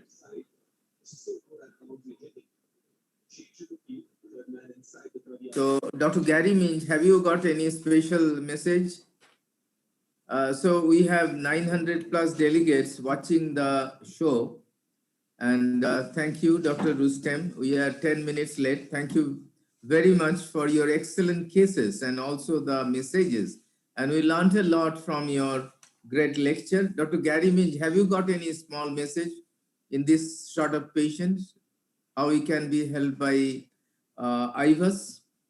Well, I think that particularly in de novo calcified lesions, IVUS can tell you when you need to do some aggressive plaque modification. And I will show you our data when I give my lecture. In-stent restenosis is, as you know, extremely complex. Sometimes it's very easy, but if you have multiple layers of unexpanded stents, then it can become a nightmare, and nothing really works well. Okay, thank you very much. So we go to the next session, and we have got very legend speakers like Dr. Gary Minch, Dr. Sanjog Kalra, Dr. Ramesh Dagubati, and Dr. Subhash Banerjee. And this session will be chaired by Dr. Sanjay Tagi, Dr. V.K. Bahal, Dr. Rajesh Vijayborgi, Dr. P.K. Shahu, Dr. Rakesh Jadhav, Dr. V.T. Shah, Dr. P.K. Goel, Dr. M.S. Siramat, Dr. Praveen Chandra, Dr. Neeraj Prasad, Dr. Dipankar Mukherjee, Dr. Keshav Murthy, Dr. Prakash Bir Parikh, and Dr. Sanjeev Sharma from Jaipur again. So may I ask Dr. Sanjog Kalra, I can see him. Thank you very much for joining us. He's the director of his cath lab, and he's a very noted cardiologist and very familiar with the Indian audience. So I don't need any introduction from him. So may I invite Dr. Sanjog Kalra for your speech. Thank you very much. Thank you very much, Dr. Khalil. I am honored to have been asked to speak at the CSI-NIC meeting. I'll just share my screen for a moment and confirm with you that you can see my PowerPoint presentation. Yeah, we can see it now, Sanjog. Great. So my task over the next 20 minutes was to show you a case-based approach to using IVUS and CTO-PCI. And my hope is that over the next little while, I'm able to illustrate how the way we think about using IVUS based on the data that we'll hear from Dr. Mintz is as a way of optimizing our outcomes. But in CTO-PCI, IVUS is a specific tool that perhaps is better or just as well used to actually allow us to get the cases done, the outcomes being the additional benefit of using it. This is the changing landscape of what we do, right? The old way was doing simple things, doing just as much revascularization as patients required, to now moving towards complete revascularization, where we do as much as is necessary to try to get our patients the best outcomes. And so the traditional use of IVUS in these types of scenarios is vessel sizing, plaque composition, stent positioning and sizing, perhaps outcome optimization, confirmation of adequate vessel preparation, and such. These are the things that we understand IVUS is for. But in CTO-PCI, we have to change our paradigm a little bit and realize that intravascular ultrasound isn't necessarily just to optimize the outcome, but it's actually to facilitate the primary motive behind the case, which is crossing the chronic total occlusion and allowing us to prepare the vessel. Now, we're all very familiar with CTOs, but in very brief review, there are 4 fundamental ways of crossing a chronic total occlusion. And I recognize that some of these terms, now that we have a new CTO arc definition to define some of these spaces are a little bit out of date, but just for the sake of simplicity, you can either put the wire through the middle of the plaque segment, i.e. antegrade wire escalation. You can go around the plaque segment, so either extra plaque or outside the intraplaque zone and then re-enter into the true lumen distally. You can come retrograde and go right through the plaque in retrograde wire escalation, and then you can use retrograde dissection reentry or reverse cart to be able to accomplish CTO crossing as well. But when we want to try to see differently, when we want to try to take the use of intravascular imaging beyond just optimizing the way we put in the stent to facilitating our crossing through some of these challenging lesions, we can broadly divide it into a facilitating crossing or defining tissue and anatomy type of approach. In the facilitating crossing, and we have things like IVUS-guided proximal cap puncture, IVUS-guided reverse dissection reentry. And fundamentally what this is removing ambiguity, which is one of the most dangerous things in CTO PCI. The toughest thing that we do is to try to put sharp wires into areas where we're not 100% certain where the wires are going. And we all know that the cardinal rule is never, ever advance a microcatheter or advance your gear when you don't know where your wire has gone. And so the use of intravascular ultrasound can really help resolve some of those ambiguity points. And then, of course, there's defining tissue and defining anatomy. So sure, we've crossed the CTO, but where is it that we're intraplaque? Where is it that we're extraplaque? Where do we have dissection planes? These kinds of questions become extremely critical to obtaining the results that we want to obtain in these very challenging cases. And I know that in the previous talk, there was a question that came up about, should you use IVUS in CTOs? Do you use IVUS in these CTOs? And there was some discussion around using the Gaia second wire and some of the more modern tools. But I think it's worthwhile for us to recognize as a group of colleagues that when we look at CTO PCI, which I love to do, it's the majority of my practice, we have pretty good evidence to show that they help symptoms. But the reality of the evidence around CTO PCI is it comes from largely complete revascularization literature. And it comes from the literature that says when we fix CTOs safely, we can get good results, but these are registry data. That's different than IVUS. When we look at IVUS in regular PCI and complex PCI, there are 9 randomized controlled trials, and they all support the use of this technology to optimize our results and to complete our cases with resounding accuracy. And so it's very important for us to recognize that if we're really doing what our patients need, we ought to be using intravascular imaging on virtually every case we do. So let's start with a case called Through the Looking Glass, which is a little bit of what we talked about here to facilitate crossing, right? This is about using IVUS to resolve proximal cap ambiguity. So here's a chronic total occlusion where we have a big chronic total occlusion of an obtuse marginal branch in the distal circumflex. You can see that there's retrograde filling from epicardial collaterals in the left-to-left system from this major ramus branch. Now, the problem is you've got a pretty flush occlusion of the proximal cap, and that's what makes it a little bit more difficult to figure out where to stick your wire. This is another view of that same obtuse marginal branch. It's quite large, but is there a microchannel? Isn't there a microchannel? Certainly, it's quite a smooth proximal cap, and so it makes it a little bit more difficult to identify where to enter. This is yet another review showing that you've got a little bit of distal filling from the circumflex from the right coronary artery as well that was treated previously. So we try to define the precise collaterals that we can use. We inject down this obtuse marginal branch, inject into this diagonal branch. And what we identify is that we do have an ambiguous proximal cap, right? So based on the hybrid algorithm, this suggests that we should go antegrade. Suggests against going antegrade, but this suggests that we should go retrograde. But we have a pretty good distal target, right? So based on the hybrid algorithm, that leans away from retrograde and leans towards antegrade. But do we have interventional collaterals? Well, interventional collaterals are different in different people's hands, but ultimately these are epicardial collaterals, and those are always considered slightly higher risk collaterals than the septocollaterals we use. The data from large US registries certainly suggest that these are the collaterals that get us into significant trouble. So that might suggest, once again, against antegrade wiring in the highly experienced retrograde wirer's hands, or against retrograde wiring in the hands of the highly antegrade experienced operator. But the bottom line is we keep going back and forth. We don't have clear decisions based on the hybrid algorithm as to how to attack this type of a lesion. And so that's when IVUS can really become a little bit more functional for us beyond just figuring out how to land stents. It allows us to know where we're putting our wires. So this is a short tip eagle eye IVUS actually in this situation that is placed within a branch vessel. And then as we pull back, we're able to use that IVUS to identify the proximal cap in this particular chronic total occlusion. You can see that it's coming in here at about 3 o'clock, right? So we fluoroscopically co-register that with where the IVUS catheter lens is at that time. Then you use a microcatheter and a directed penetration wire like a Hornet 14, which is usually my choice wire in these types of scenarios. It's tapered. It's got high tip strength. It's able to enter through fibrotic tissue reasonably easily with a microcatheter backup.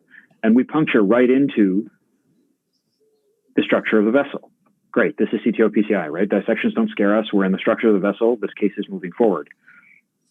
So the nice thing about using the IVUS now is we can in fact confirm without using antegrade injections or without using even selective retrograde injections that we are in the structure of the vessel, because you see the wire here at about 3 o'clock, that bright spot inside the CTO segment. Then we try to deliver a stingray, which you can see here. That's a focused reentry device for antegrade dissection reentry that we're all familiar with. We perform a successful stingray ADR reentry, and this was done as a stick and drive. A true lumen wire position was obtained. Once again, we were able to use the IVUS to confirm the presence of a true lumen wire that then goes into the plaque a little bit further back. And we'll just slide this back forward, okay? And then we perform PCI and get a very nice result. Are we done? Well, this is now the traditional use of IVUS, where we see that the distal edge of this stent is really nicely sized. But as you come back within the vessel, you've got fairly gross undersizing of the stent. And that's not surprising because this is a large circumflex. And this is where we make the difference between getting acceptable outcomes when we walk away from a case to optimal outcomes when we walk away from a case. We have gross stent under expansion here, and so the IVUS then allows us to really optimize the stent sizing for this particular case to get an excellent final result. So here, IVUS lent clarity to ambiguity in terms of where we put our wires in CTO PCI. It facilitated looking behind the proximal cap. It's a little different than the traditional use of IVUS that we have in the evidence, but this is where IVUS and CTO PCI can become particularly useful. Another case is optimizing crossing, which is IVUS-guided reverse dissection reentry. So fundamentals of reverse dissection reentry, and again, for our audience, I won't belabor this too much, but you put a wire into the antegrade subintimal space, you come retrograde through your collaterals, and you put a wire into the retrograde subintimal space, and you put a balloon on this antegrade wire to create a common space where the retrograde wire is then advanced into the antegrade guide catheter. In cross-section, this is what this looks like, where this is your occlusion. This is your antegrade wire in the subintimal space. This is your retrograde wire in the subintimal space. A balloon comes here to tear these tissues so that this wire can go near this wire. Simple, right? Well, not always simple. There are many reasons for difficult reverse cart. There are many reasons why it's difficult to make that connection. Reverse cart was not performed in the optimal location. And that's defined as the place where the wires are closest together. There's a lot of vessel tortuosity, so you don't know whether one wire is pointed in one direction, one wire is pointed in another direction. With this kind of tortuosity, it can make it almost impossible to create a common space. There's severe calcification. As we've discussed, calcification is very difficult to manage, and creating common tissue planes when vessels are particularly calcified can be quite challenging, especially when you don't know where your wires are or where the wires are closest together. The balloon dilation isn't performed all the way back to the true lumen proximally. The knuckles have caused big hematoma, so you have bad subintimal space management. And your antegrade or your retrograde wires are in fact not in the same plane. They're not both in the subintimal space. These are things that are going to require more than just careful looking on fluoroscopy, or worse, antegrade injections of contrast, because of course with antegrade injections in CTO PCI we can advance dissection planes. And so this is one place where IVUS can become quite useful. So this is a case that we did a while ago where you've got a right coronary chronic total occlusion, you've got nice retrograde collaterals coming up, you've got a fairly long area of diffuse disease culminating in a proximal chronic total occlusion. So here we define the nature of the CTO reasonably well. There's obviously this big dominant collateral that was defining the RCA. We decided to use septals, and we were able to cross easily from the septals into the main body of the RCA. We then managed to get an antegrade wire going into the RCA. It was quite stiff. There was a lot of calcium. There was a retrograde Carlino that was done to help loosen up some of the tissue, but we were ultimately able to successfully knuckle a wire into the RCA. So now you've got a retrograde wire and an antegrade wire. They're certainly both in the same tissue architecture, but do we know that they're actually in the same planes? Well, we attempted reverse cart and we failed. I remember learning from Dimitri many years ago at Columbia, where he said the 5 reasons for failing reverse cart: your balloon is too small, your vessel is bigger than your balloon, there is not enough balloon for your vessel, your chicken, you need to take a bigger balloon, right? And then it was him that taught me many of these excellent strategies to be able to understand how we can use IVUS to really optimize these scenarios. So in this case, when we IVUSed, we identified that here's one wire here, and here's another wire here. There's our antegrade wire, there's our retrograde wire, but we were in a huge area of the subintimal space. This area was grossly expanded by the retrograde Carlino that we had performed, where our subintimal space was a particularly difficult space to make a connection because it was so big. So instead, we moved our base of operations to right here, where the subintimal space wasn't nearly as large. And as a result, we performed ballooning on the antegrade wire, not in this space where it was very, very large and we were having difficulties creating the same plane. And believe it or not, even though these wires look like they're close together, there are actually separations. But a little bit further down, right here, where the wires are slightly further apart, but we understand that they're both in plaque. That allowed us ultimately to perform our reverse cart right about here, find ourselves in the antegrade guide, and then perform PCI to achieve this final result. You can see the big hematoma here in the dissection plane that we identified on that IVUS. We were able to just post-dilate this a little bit further to get a very nice final result. So the key here with IVUS is it optimizes your crossing by helping you identify when both your antegrade and your retrograde limbs are optimally placed to make a connection, not in a huge subintimal space, but reasonably close to each other in a plaque segment, or in the subintimal spaces on both sides, but without a huge hematoma. This is another one called Don't Get Lost. So this is identifying your crossing path and your distal landing zone management. So this was a case where we did a multi-vessel PCI with CTO, and here are our dual injections. And you can see the chronic total occlusion proximally here. We were able to cross this fairly easily with a standard wire and then performed PCI. But then, despite putting huge stents in, we have this worthless looking outflow, this tiny little vessel, and I was very unhappy with this. So recognizing that there must have been a lot more RCA here and seeing all of this calcium, we put in a second catheter, and now we realize that this is in fact a fairly large dominant RCA, but that the entire RPL system is missing.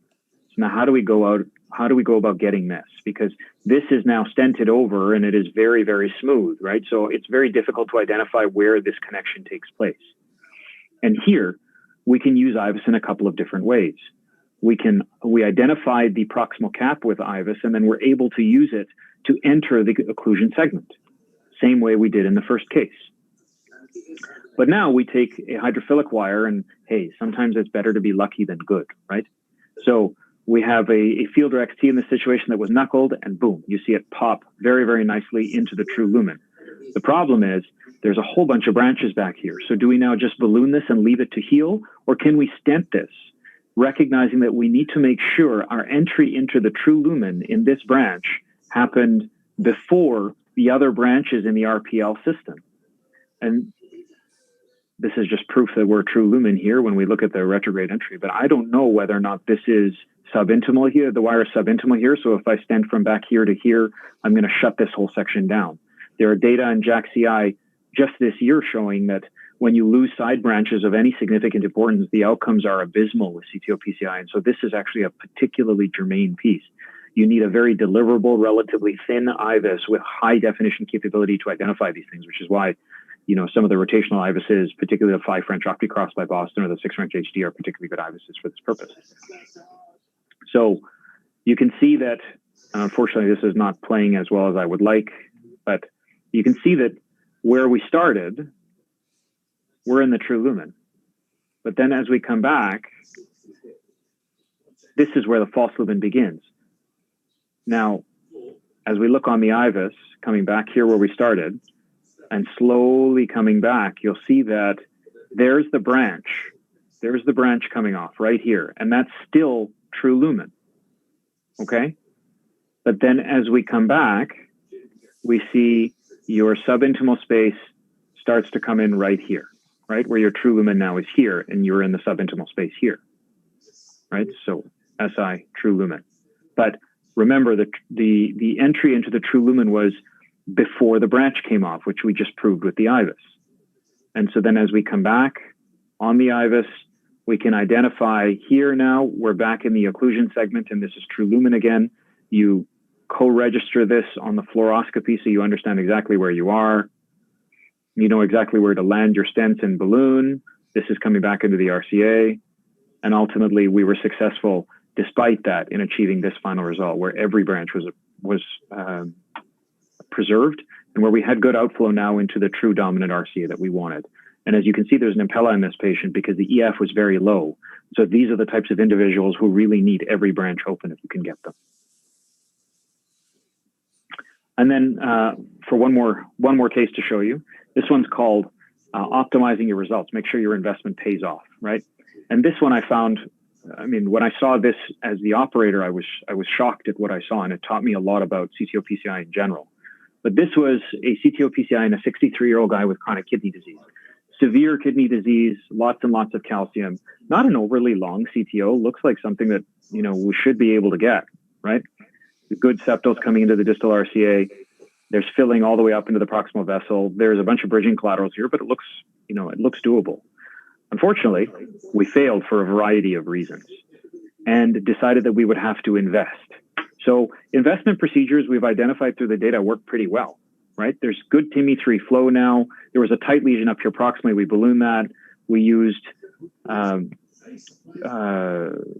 plaque modification to achieve a bunch of branches distally, and you can see a very nice blush here, right? So we've got a reasonable investment result. The key is don't stent this, and let's bring him back in 6 to 8 weeks and see how he's doing. So we bring him back. And symptomatically, he's improved, but by what we see, we end up being rather shocked. Now, where the proximal cap was, there's a very critical tight lesion, but look at how many branches there are. 1 branch, 2, 3, 4 big branches. The problem is you can see multiple dissection planes in the mid-RCA. Remember how we left this investment result. We only had 2 decent-sized branches when the investment finished, right? There was this one and this one. There were these tiny little branches. So now you've come back and the number of your branches has increased by over 50%. 1, 2, 3, 4.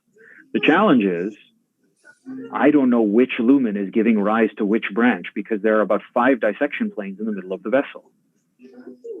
So he's improved, he's got more branches, but the critical lesion in the proximal right coronary artery is causing problems.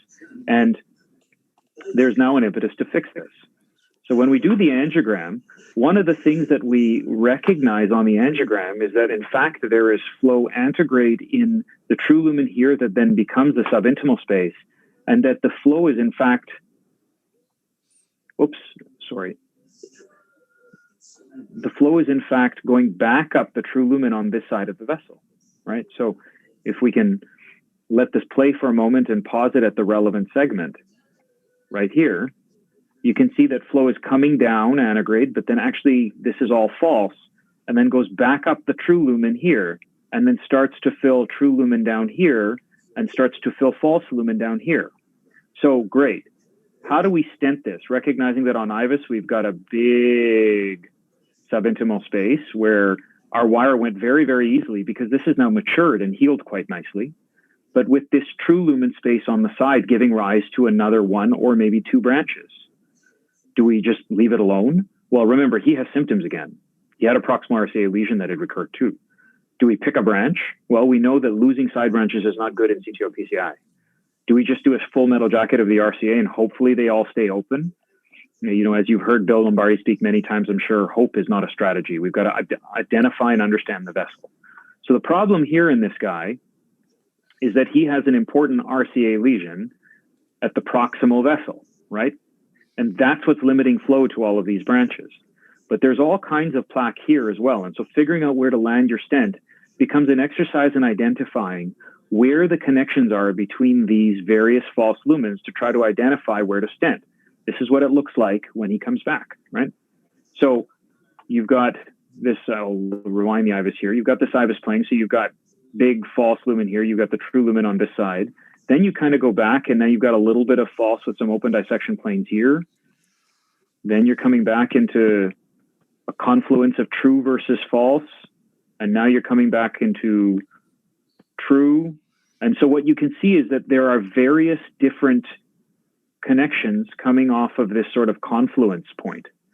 So what needs to happen is a careful co-registration on fluoroscopy of this confluence point where you've got one lumen here, one lumen here, you know, one lumen here, one lumen here, where these are all giving rise to different places or different branch points so that you know exactly where to land your stent. As you can see, the vessel itself is actually very, very large. This is an important dominant right coronary artery for this gentleman, but picking one lumen over the others is not optimal. And the only way you really understand where this confluence point is by using intravascular ultrasound. You can't do this on angiography, especially because you're going to advance dissection planes. This was that different directional flow. Sizing we talked about, it's a huge vessel, 4.51 millimeters. So ultimately, we identified where to land this stent. This was the confluence that we had observed. It was just below this. We knew that his critical lesion was up here in the proximal. So we put a 4.0 millimeter synergy stent in, post-dilated it with a 4.0 to 22 atmospheres. And this was our final result with the proximal RCA lesion treated and post-dilated and with 1, 2, 3, 4, 5, all of the branches preserved. This guy 1 year later is totally asymptomatic and feels great. So that's another way to identify not only the tracks where your investment has resulted, but to make sure that your investment pays off. This is now not facilitating crossing, but facilitating an understanding of the anatomy so that it going beyond just usual stent sizing, we understand where to put our stents and how to preserve our branches in CTO PCI. Do I have time to present one more case or are we sort of over time now? No, Shangyog, I think we are over the time. So we go for discussion. And I'll stop there. We have a very learned faculty with us. Dr. P.K. Goel, are you with us? Dr. Rajesh? Dr. Sanjay? Thanks very much for your time and attention. Any comments? Any comments? He has shown some beautiful cases. Thank you very much, Shangyog, for a beautiful lecture and showing excellent cases, superb cases, and you followed it up so nicely and ultimately had so wonderful results. Thank you, Dr. Sanjog. Thank you very much for your great lecture. So I invite questions from our learned faculty. Instead of IVUS, if you would have used OCT, would the approach have been different? So I think I get very nervous with OCT in these large dissection plane-ridden arteries because when you're flushing contrast forward at such a rate, or even saline now with saline OCT, you know, we've all seen distal vessels shut down because of expansion of subintimal spaces. So I think you could arguably use an OCT and co-register with IVUS-guided proximal cap puncture. But then once you're into the proximal cap, if you've got any segment of subintimal space before you do your reentry, you're going to then end up potentially advancing dissection planes when you want to re-image to confirm your placement. In retrograde dissection reentry, as you could see, the problem was that there was a huge subintimal space. And so flushing forward once again may expand that. And that's why IVUS was a preferred technology in this sort of I was talking about the last case. Would it help to identify the true lumen in then stented, because there were multiple dissection planes in that case? Correct. So that's actually exactly what we did. Yes. So we identified that it was all true lumen proximally. Yes. And then we identified the connection point, which was almost like a neo-polygon of confluence, where you had multiple dissection planes giving rise to multiple true lumen endings. Yes. And what we did was identified where the true lumen ended in the mid vessel and stented all the way back to the proximal vessel. So the true lumen was all stented and all of the multiple lumens distal to them were getting TIMI3 flow and remained open. And we see that, of course, in investment results a lot of the time with CTO PCI, where the patients don't come back because they have such a nice investment result. They've got TIMI3 flow into the true lumen distally and they're fine. Dr. Gary Minch, any comments? Well, I think Sanjay did a really nice job. And there are just so many ways that you can use IVUS in CTOs. But as I will show you in my talk, there is one randomized trial where IVUS-guided CTO intervention has a 75% improvement in event rate at 1 year follow-up. And it's actually the largest impact of IVUS guidance is in that particular trial. Yeah, we did a study at Columbia, as you know, Gary, a couple of years ago, right, where we systematically, this was before IVUS CTO, but oh no, this was after IVUS CTO. I think while it was going on and just after the primary results had been presented, but we had a series of, a couple hundred odd CTOs where we systematically IVUSed all of them. And we found that, almost a quarter of the time when you think you're going true to true, in quotes, you're actually true, false, true. Yeah. And that the more you spend more time in the false lumen, the more complex the cases became. So the more you do CTO PCI, I think your relative benefit of IVUS, not only from an outcomes perspective, but from a technical success perspective, goes up. And the more difficult the cases you are with, the more experience you have, the better your reuse of IVUS becomes. Well, and our Japanese colleagues do IVUS in 100% of their CTOs. Mm-hmm. Absolutely. Rajesh, yeah, it's interesting. Go ahead. Sorry. Continue, please. Yeah. No, I was saying. I was in the United States, as you know, but I'm now in Canada, where we are in a managed healthcare environment as well, and so the impetus behind using technology is data, right? Or I should say, our data. You have to have good justification. It's not a patient pay system like it is in India, but it's a society pay system. And so everything that we do must have reasonable evidence or have reasonably good clinical rationale.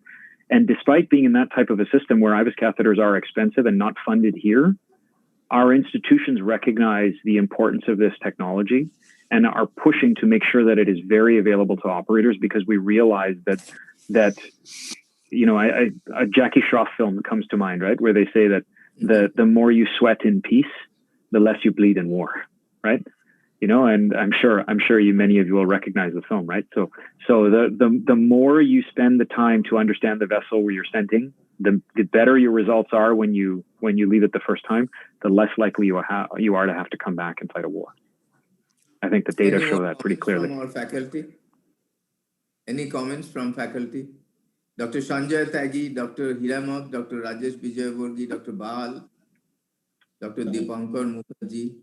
Any comments? I think they were excellent cases and showed good use of IVUS catheter to identify in such difficult situations to bail out the situation. Thank you.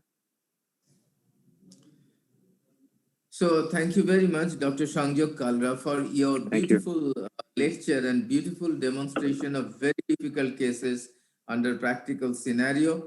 So thank you very much. And I would also request you to be with us, if possible, to chair the future session. We have 3 more sessions, and I would invite no other than Dr. Gary Minch to kindly deliver his lecture on IVUS in chief case decision making. So Dr. Gary Minch, please.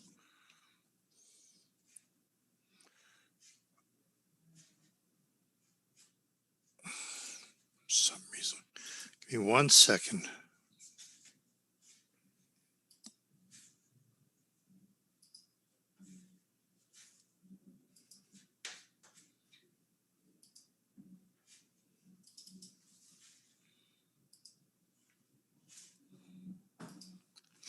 So thank you very much for inviting me to participate. And I am going to share with you some data and some cases about the use of IVUS in CHIP case decision making. This is Ajay Kirtanay's classic article in Circulation. I am obviously not going to be able to cover all of it, but I will hopefully go through some interesting lesion subsets. Let's start with left main lesions. These are 2 excellent review articles if you want to learn more about IVUS guided left main intervention. But in terms of deciding whether or not to treat a left main lesion, there is data both with FFR and with IVUS, and this excellent meta-analysis shows that they're really roughly equivalent in selecting the lesions or identifying the lesions that should be revascularized. Let me share with you one IVUS case. This is a patient who was on the cath lab table for correction of anomalous pulmonary venous return. He was an adult male, so he had a coronary angiography performed. And I would ask you whether you think this osteal left main lesion is or is not significant. But based on the IVUS pullback, there's almost nothing there. This is a totally normal osteal left main. And notice that in order to visualize it properly, the guiding catheter must be disengaged. Now, in about 25% of patients, the MLA differs by about 1 square millimeters when imaged from the LAD or the circumflex. So it is really important when doing left main intervention to do IVUS pullbacks from both the LAD and the circumflex.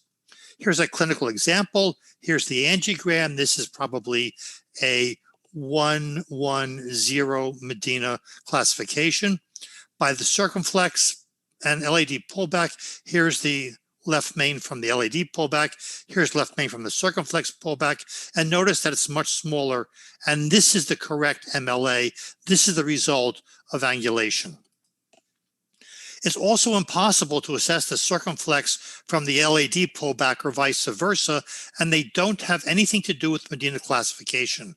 So this is a paper we published more than 10 years ago, and you can see that irrespective of the Medina classification, 60% of distal left main lesions involve the LAD and the circumflex, 14% involve the LAD with focal disease of the circumflex, and 14% involve the LAD with no disease at the circumflex. And back to our clinical example, you can see that there's a lot of disease at the ostium and the circumflex that is not seen on the LAD pullback with tangential view of the circumflex. Here's another example, LAD CTO, but you can see that there's involvement of the distal left main as well. So when you do the pullbacks from both the LAD and the circumflex, you can look at the circumflex IVUS and decide whether or not you should start with a 2-stent strategy. This is data from Sujin Kang from Asan Medical Center in Seoul, Korea. And if the lumen area in the circumflex is less than 4 and the plaque burden is more than 50%, you have a pretty good chance of jailing the circumflex and having an FFR less than 0.8. And recent data from Bangkon Ku's group, also in Seoul, you can see that if the FFR is less than 0.8, there's a 3-fold increase rate of events at 5 years of follow-up compared to an FFR more than 0.8 after 1 stent crossover. Also from Sujin Kang, we have criteria for stent optimization in the left main, LAD, and circumflex. Her rule of 5, 6, and 8. And if you have underexpansion of any one of these areas, you have more events at follow-up. But from the Excel trial, at least in Western patients who have bigger arteries and bigger hearts, those numbers are probably too small. And we're probably talking about 9 in the left main, 7 in the LAD, and again, 5 in the circumflex. Also from the Excel trial, the importance of acute stent deformation. If you have acute stent deformation, your event rate doubles. And this is a clinical example, distal left main lesion, post-LAD left main stenting. And you can see that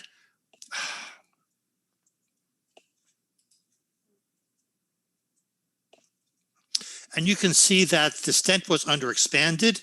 It was then post-dilated some more. And even though the stent is now better expanded, look what happened here. Single layer of stents, multiple layers of stents.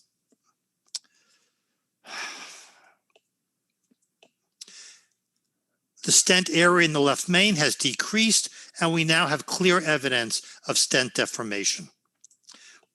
What I'd like to do is share with you a case from China. A 60-year-old male a female with chest pain and dyspnea becoming worse for the past 4 months. Here is the ECG, which is not terribly remarkable. And here are 2 angiographic views. Obvious severe distal left main lesion. And then other views, something that looks like a filling defect in the distal left main. Well, the patient was treated with multiple drugs in an attempt to reduce what was thought to be a thrombus, including 2B3 inhibitors and low molecular weight heparin. The patient was brought back to the cath lab 5 days later. No real improvement in the angiogram, and thrombus aspiration yielded no thrombus. So then they did IVUS, first from the LAD and then from the circumflex. And let me just show you the LAD pullback first. You can see a lot of calcification. And as we get toward the ostium of the LAD, a huge calcified nodule.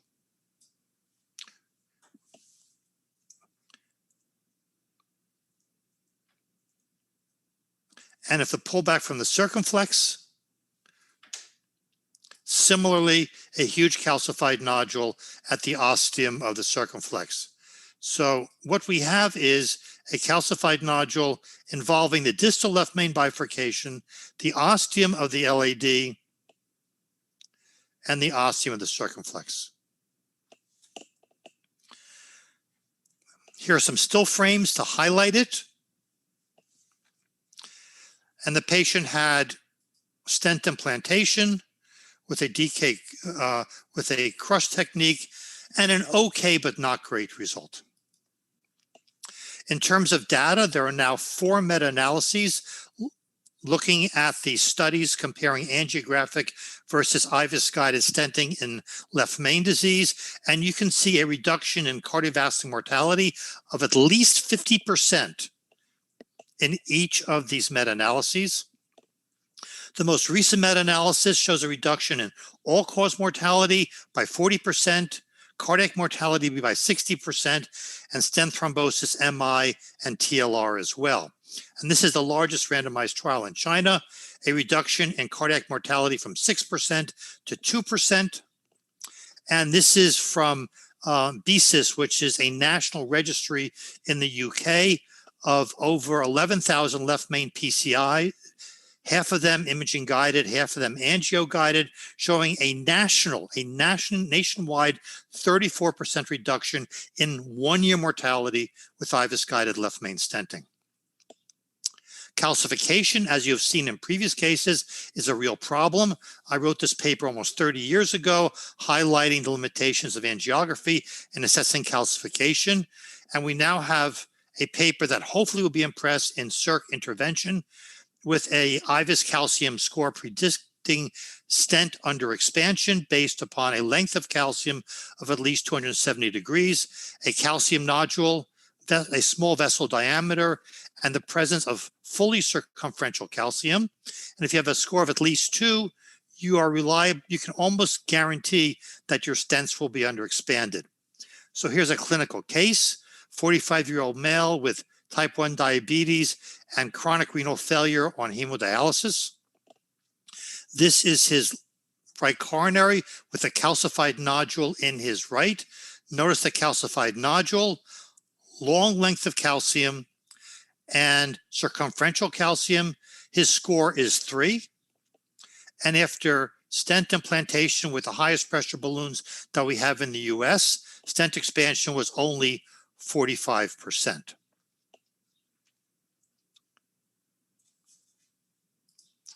Two months later, the patient is back with in-stent restenosis. You see that the calcified nodule is now back inside the lumen. It has probably fractured the stent. Another PCI was performed with a drug-coated balloon. This was done in Japan. Not a bad angiographic result. Another 2 months later, it's back again, and this time looks worse. They placed another stent. And another 1 month later, it's back again. Calcified nodules are bad news, and we don't have a good way to handle them. And this is the data that supports it. This is a study from Japan with rotational atherectomy of heavily calcified lesions, showing that calcified nodules have a doubling event rate, if not more, compared to heavily calcification without a calcified nodule. And this interesting also study from Japan shows that the mechanism of in-stent restenosis is that the calcified nodule fractures the stent and prolapses back into the lumen. You just heard a superb talk on CTOs. This is a nice review article if you want more detail, but let me share with you a few cases. This is a osteal LAD CTO. The IVUS catheter is parked in the small side branch and pull back from the ramus to the left main. Here identifies nicely the ostium of the LAD. It's not only identifying the ostium of the LAD circumferentially, the average difference between where you think the ostium is longitudinally and where it actually is anatomically is about 5 millimeters. This is a case similar to another one that you saw of a reverse cart. You can see the guide wire in the medial space, the retrograde guide wire. Here's the antegrade guide wire, aggressive post-dilation. Now they're both in the true lumen, but notice the amount of intra and perivascular damage. This represents a perivascular hematoma, or if another word of saying this is a subtle perforation. But you often have to do this amount of trauma to connect the two wires, as you can see here. This is another CTO in the right. Here's the angiographic result. You see some contrast extravasation. The distal right, the IVUS is in the true lumen. The proximal right, the IVUS is in the true lumen. But in the middle, you see that the IVUS is in the false lumen with a break in the vessel wall as well. And this is another case of a CTO, in-stent CTO in the right coronary. And if we go antegrade, we're in the true lumen antegrade. True lumen antegrade. Now we've left the stent. The stent is here. The stent is here. We're in the false lumen, and we're the false lumen all the way down into where the guide wire was, which was not the true right coronary, but an acute marginal branch. As I mentioned, IVUS guided CTO intervention probably has the greatest impact on outcomes. Out to 1 year follow-up, 75% improvement based upon intention to treat, 80% improvement based upon per protocol.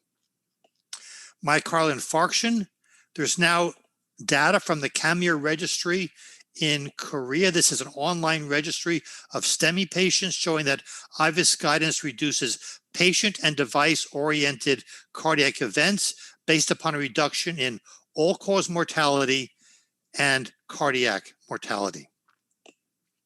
And you've heard a lot about renal insufficiency.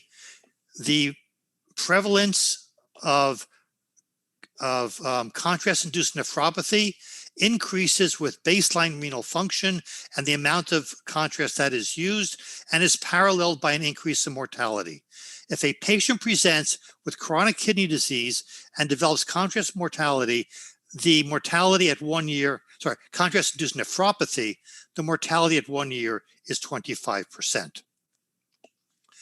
And Ziad Ali in our group pioneered zero contrast PCI. If you do zero contrast PCI with contrast sparing angiography, you have no impact on the need for renal replacement therapy at 1 year of follow-up. Lastly, in-stent restenosis. These are 3 cases of in-stent restenosis, LAD right and vein graft. Here it is, the LAD. The cause is chronic stent under expansion. Here in the right, the cause is crushing of the stent against the vessel wall. The operator lost wire position, and when recrossing, went into the stent, outside the stent, back inside the stent, and when post-dilating, crushed the stent. And here it is at the ostium of the vein graft. The operator left a lot of stent hanging out in the aorta, and when withdrawing the guiding catheter, he pulled the stent out, so that this really isn't in-stent restenosis. It's just recoil of an unstented osteal vein graft. And there's now data from the Washington Hospital Center that IVUS-guided in-stent restenosis intervention improves patient events at 1 year follow-up. A little bit more about data. This is a registry from Korea showing that IVUS-guided complex patients and lesions reduce mortality at 10 years of follow-up, irrespective of the lesion population. And this is true in second-generation stents as well as first-generation stents. In fact, it's even more true with second-generation stents, with a reduction in mortality of 67% compared to 36%. And in complex patients, a reduction in mortality that averages about 50%. Why? Why does intravascular imaging reduce mortality? Because stent thrombosis and restenosis are not benign events. These are the mortality associated with the development of stent thrombosis and its treatment, and DS restenosis and its treatment. And you can see that the mortality is not trivial. Out to 5 years, it can be 5%. We also do a bad job teaching about intravascular imaging. This is a survey we did of cardiology fellows attending our fellows course, and you can see that a minority are properly trained in physiology, IVUS, and OCT. Education is expensive, but to quote Benjamin Franklin, who is one of the founders of the United States, or Barack Obama, who was a president a few years ago, if you think education is expensive, wait until you see how much ignorance costs. Thank you for your attention.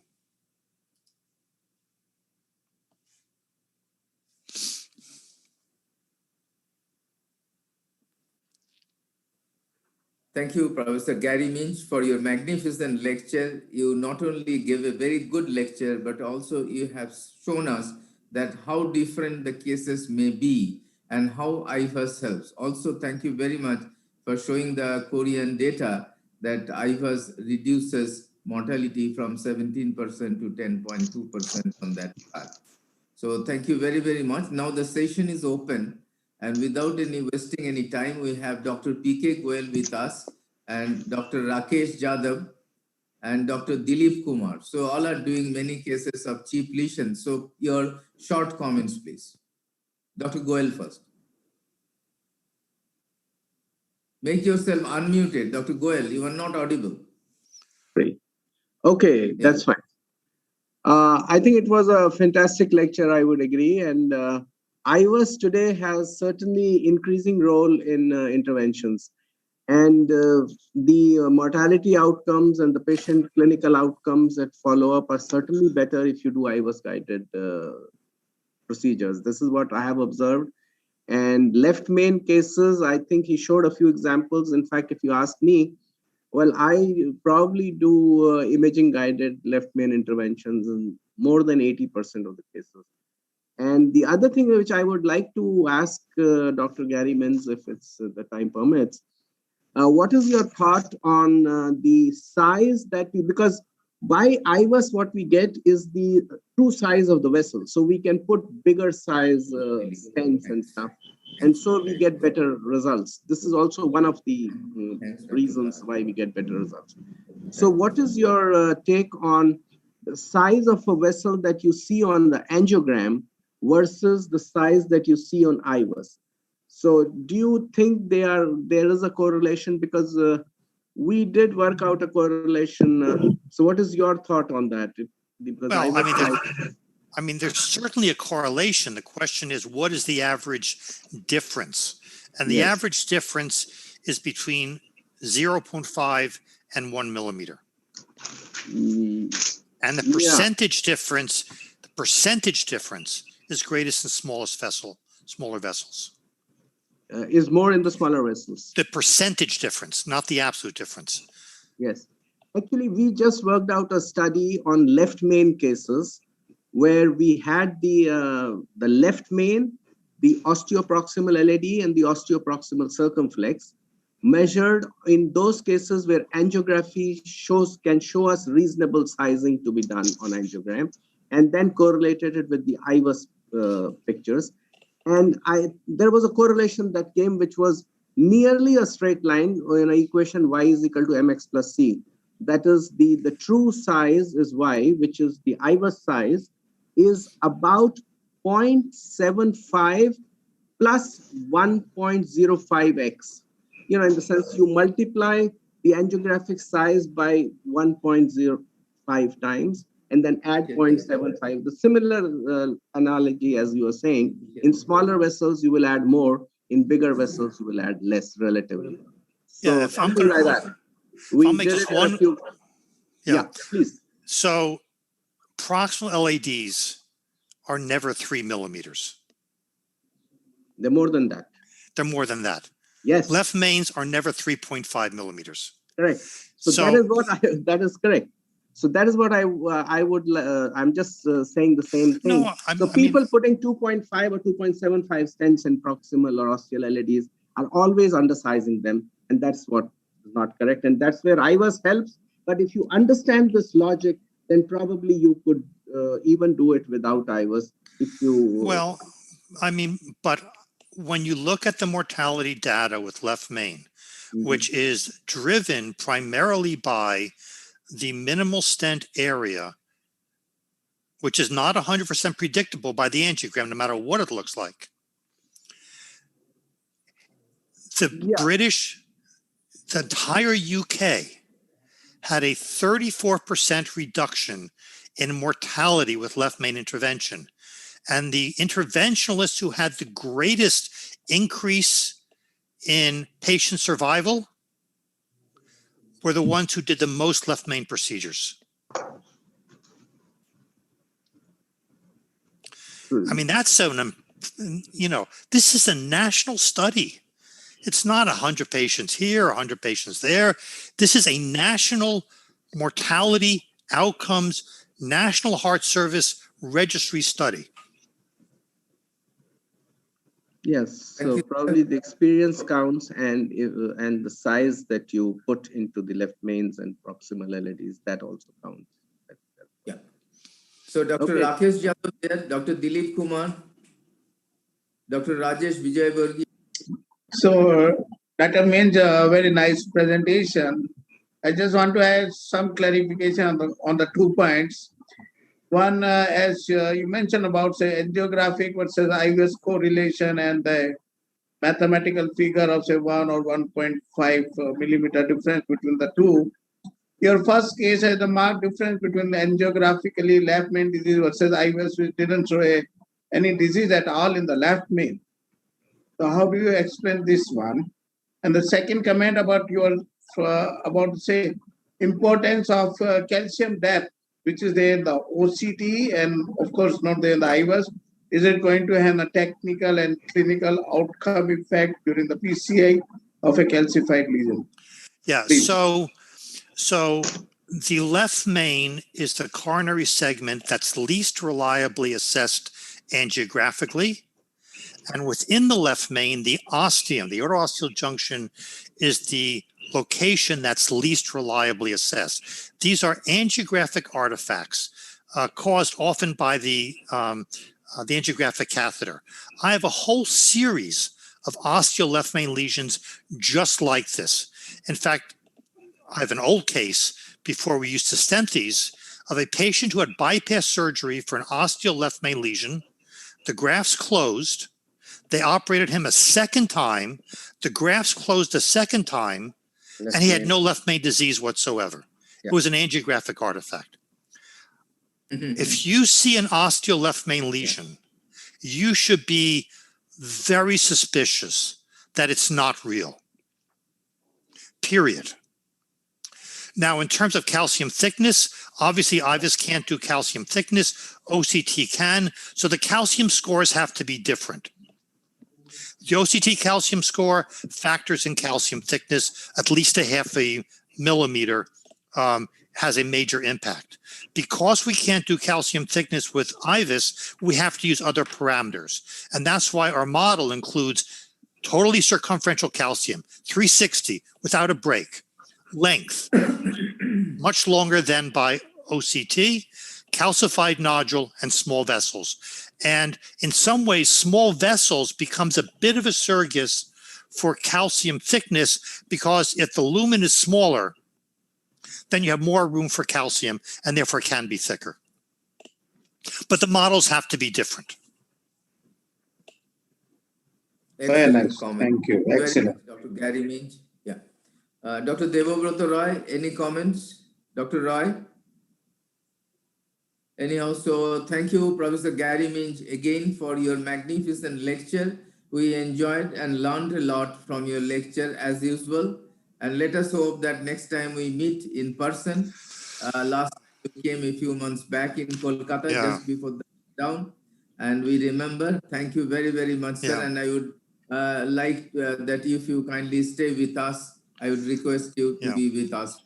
So I would invite. So if I may say one thing, sir, my last trip before the pandemic was to India 1 year ago, and I enjoyed myself very, very, very much.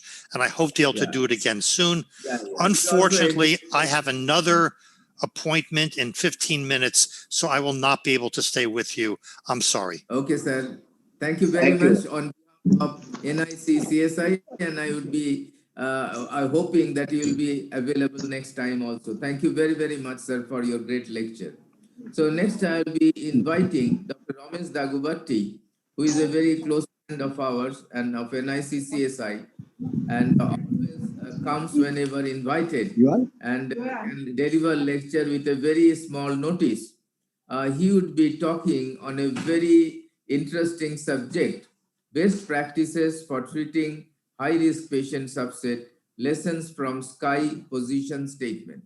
So it's a very important subject, and I would invite Dr. Ramesh Dagubati. He was very busy till some time back in the lab with a very critical case. So Dr.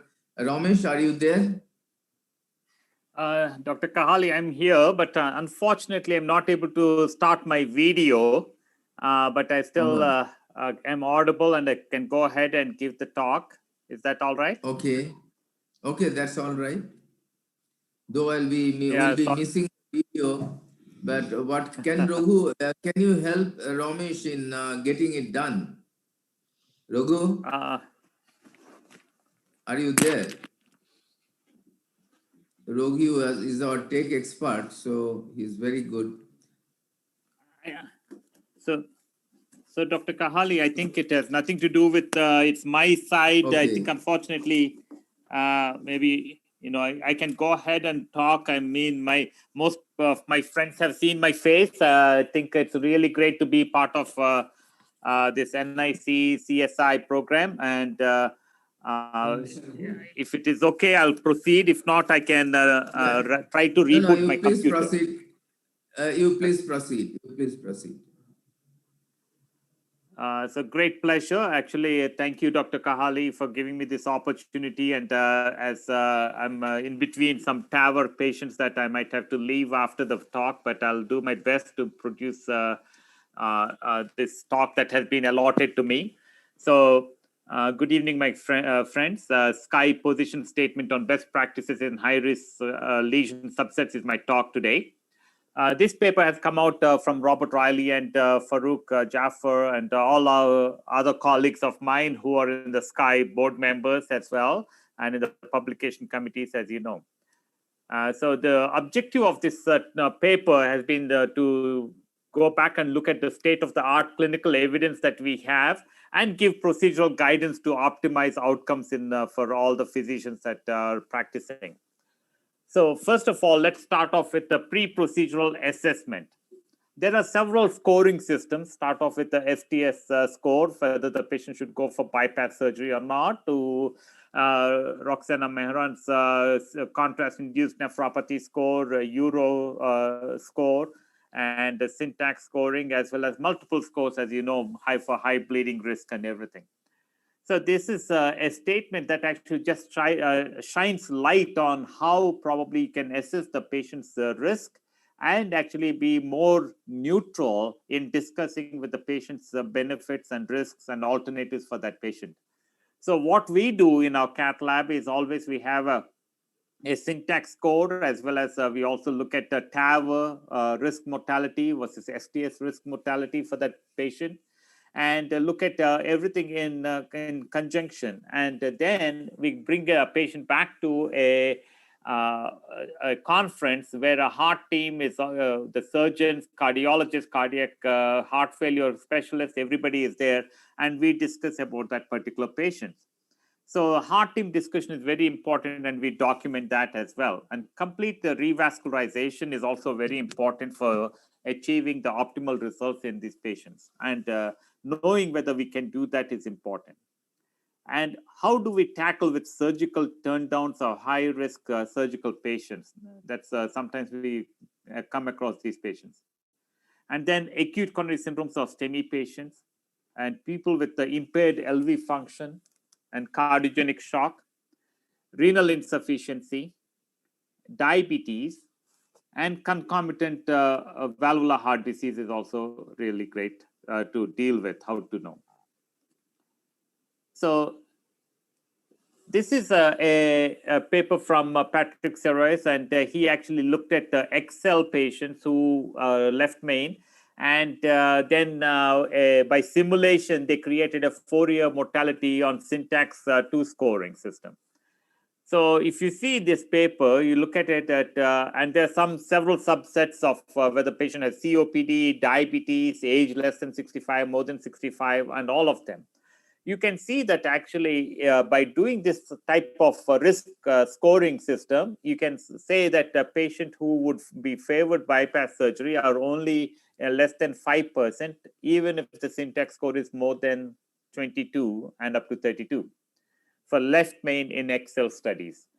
But people who favor PCI are about 11 to 40%, depending upon the syntax score. But so majority of them are neutral. So this is where we come to an equipoise and say that CABG may be as effective as PCI or vice versa. Okay. So the Sky actually come up with a shock statement as well as a complex PCI comorbidity statement, and risk classification of these as well, looking at people who are ambulatory to inpatients and hospital patients. So people who could actually come as an ambulatory, and same nowadays in the United States, the government has approved same PCI can be performed in ambulatory PCI centers, which are cath labs that are outpatient based and don't have to be attached to a hospital or even with cardiac surgery. So say stable coronary artery disease without complexity, those patients could have actually ambulatory surgical center or hospitals. They can be undergoing PCI in these centers. Has this practice taken off? Not yet, because even though the government, Medicare, has passed on saying that we will pay, several states are not up to the standards yet, and they are really looking at it very carefully to see whether we can perform these PCI in stable coronary artery disease patients at ambulatory surgical centers.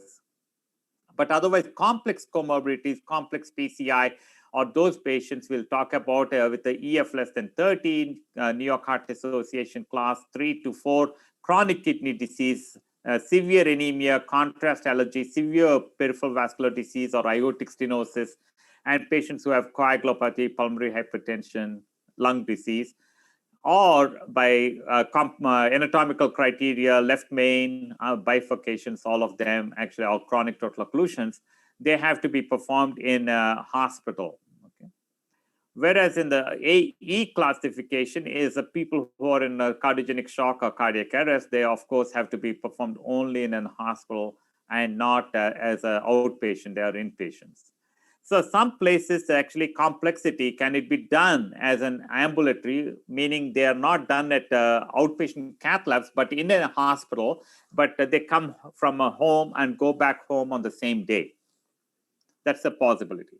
All this depends upon how you score the patient and get a complex PCI based on their anatomy, the comorbidities that they have, as we discussed, and the equipment that we are going to use. Such as atherectomy, and do you have covered stents available, and FFR and OCT as our imaging, intravascular imaging, as we talked about.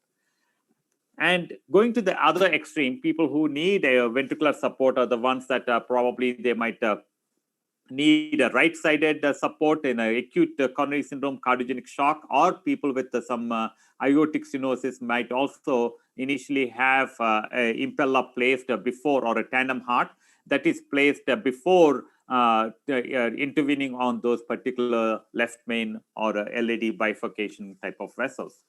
So there, you have to have knowledge about using all these devices, the balloon pump to impeller to tandem heart as well, and ECMO. So then let's start off from the small things, which is actually radial versus femoral, heparin versus bivalvular. And this debate, I think, in my opinion, has been settled, but some people probably still argue one versus the other. As you can see, the axis radial has been shown to have much better net adverse clinical events as compared to femoral. So the number needed to actually treat is about 50 patients of by radial to actually have one patient prevent having bleeding or other length of stay hospitalizations. So Csi actually promotes radial because the entry site complications and length of hospital stay is much lower in radial compared to femoral. But then came out another study called Safari STEMI. It looked at the primary outcome and 30-day mortality in STEMI patients. So I think one of the things that you can see, radial versus femoral, and you might say femoral is actually not bad. But mind you, all these femoral patients in the United States now are being done with many of them with ultrasound and micropuncture. So I think we did learn a lot by using smaller needles and reducing the bleeding complications that also led to probably a mortality benefit. The next thing is actually chronic, kidney disease or contrast-induced nephropathy prevention strategies, which is simple with hydration. Dr. Brar from Kaiser in Los Angeles has shown a great study called Poseidon, and every patient got 3 ml per kilogram bolus IV hydration with normal saline, and looking at the left ventricular end-diastolic pressure, their rate changed. If it is less than 13, they got 5 ml, and at more than 18, they got 1.5 ml per kilogram per hour. And post-procedure, the same rate was continued for 4 hours. With that, actually, LV-EDP guided hydration versus control, as you can see, we gave more volume, and definitely the event rate, which is the contrast-induced nephropathy, has been much better, 6.7% versus 16% with the LV-EDP guided hydration therapies. I think next, when we talk about in this position statement, talks about the importance of FFR. Here is a 5-year cumulative incidence of cardiac death or MI in FFR-guided PCI is 10.7%, versus in medical therapy, it is 16%. And cardiac death is similar. All-cause mortality is similar, but primarily driven by myocardial infarctions. So I think this is FFR has been shown for the first time that it actually, by FFR-guided PCI, you can reduce the myocardial infarctions and not only urgent revascularizations as well in this paper. And imaging, we have heard both from Sanjog and also Gary that imaging is very important. There's one more slide in from me to support IVUS or OCT in terms of reducing MI, target lesion revascularization or stent thrombosis has been really great, along with cardiac death and TLR as well. So all these are important to make sure that the complete revascularization is can be achieved. Complete trial has been presented and showed that the first co-primary outcome, cardiovascular death or new myocardial infarctions, are much lower in complete revascularization than actually with without culprit-only revascularization. So next, actually, I think is calcified lesions. What should be the approach in these type of lesions? Csi actually tells us very adamantly to use intravascular imaging in moderate to severe coronary calcium by fluoroscopy, and or if you cannot get a balloon that can be well expanded during lesion preparation. So stop right there, get a IVUS imaging going on, or OCT, and look at it. If the imaging catheter before or after undersized balloon will not cross the calcified lesion, so that is an uncrossable lesion, you automatically go to either mechanical atherectomy or laser atherectomy.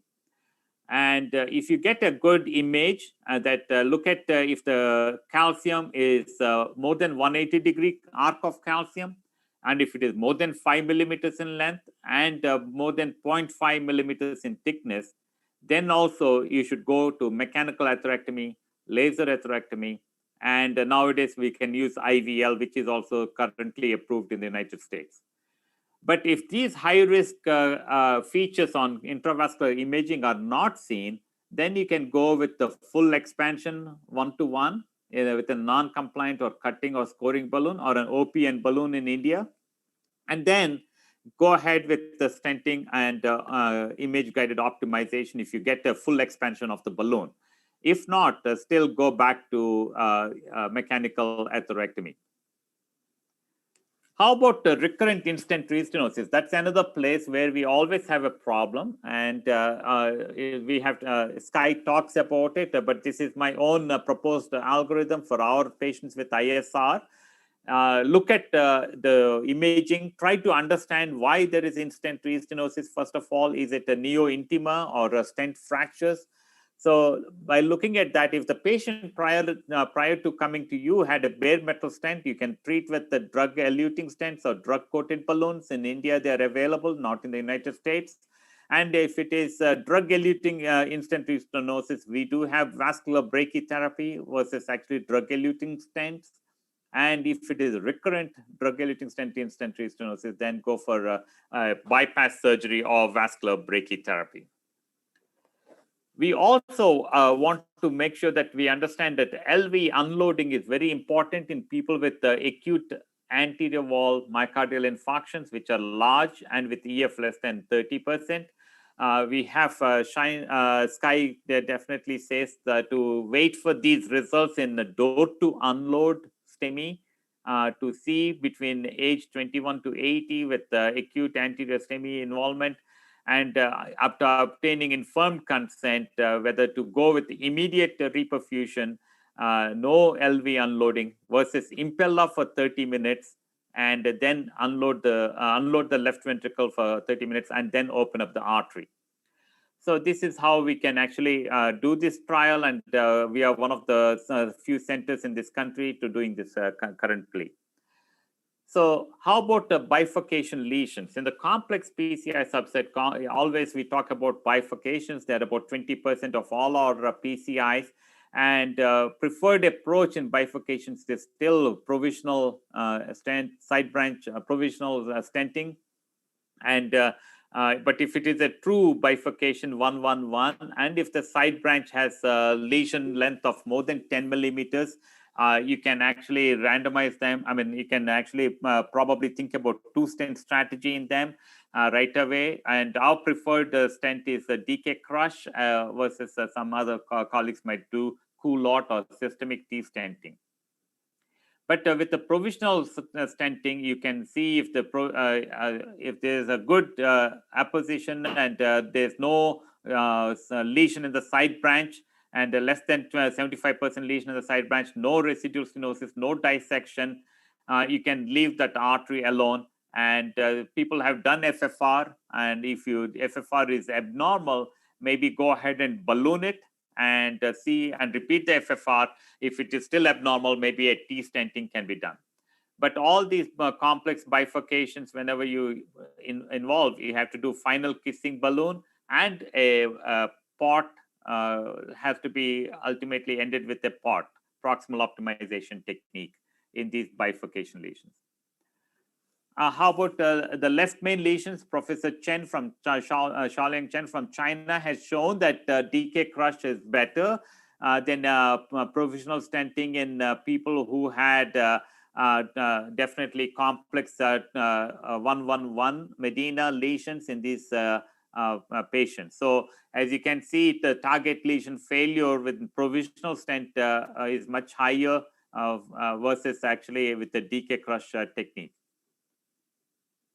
How about CTOs? I think just one slide. Sanjog Kalra has talked very eloquently on that, and the prevalence is 18 to 52%, depending on whom we read. There's a lot of conflicting data, and sorry for the typo, it is still class 2A recommendation for CTO PCI in people who have symptoms. But what we strongly recommend is do not do ad hoc PCI, and you need to train in all the techniques to get success rates of about 60 to 70%. And so that actually requires a lot of commitment from the operator. So what about DAPT in complex PCI? I think the current society guidelines are still going to be changed a little bit, but in people with a high bleeding risk, but still have complex multi-vessel stenting, it is preferable to go ahead and increase the duration of a DAPT at least for 12 months. So that's a class 2B recommendations, but I think in complex lesions, please do not shy away from doing dual antiplatelet therapy for up to 2 months. Role of same-day discharge. I had actually even done atherectomies and sent the patients home the same day as long as they are very stable for the 4 hours after PCI.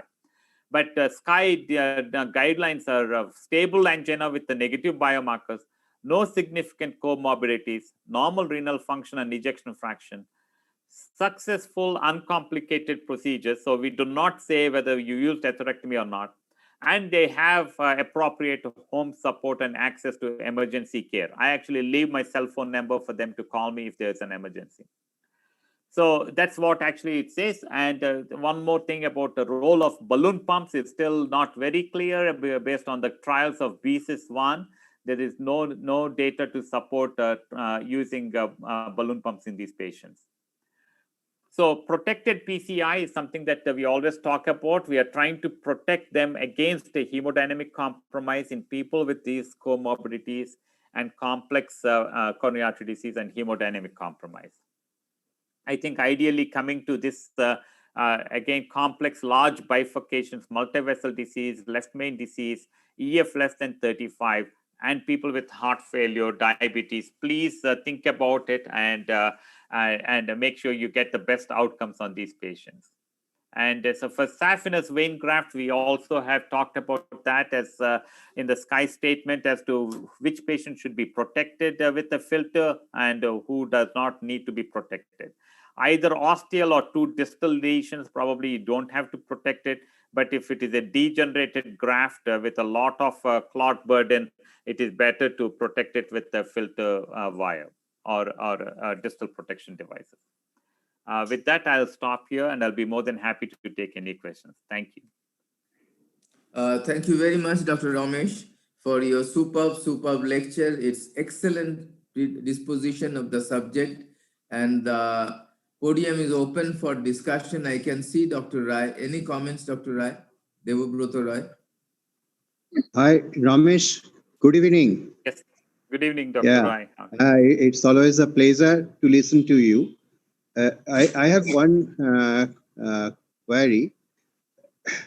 Do you think there will be an expanding role for NOACs in addressing residual thrombotic risk in such complex situations? Yes, I think the new statement will touch base on that in the Csi guidelines. But right now, we are recommending 2.5 milligrams of rivaroxaban has been the only one that has been studied. And so there will be a role for DOACs in the complex PCI subset, definitely. Thank you. Shirish, any comments, please? Dr. Shirish Hiramoth. Dr. Hiramoth, you can be seen. Make yourself unmuted. Any comments?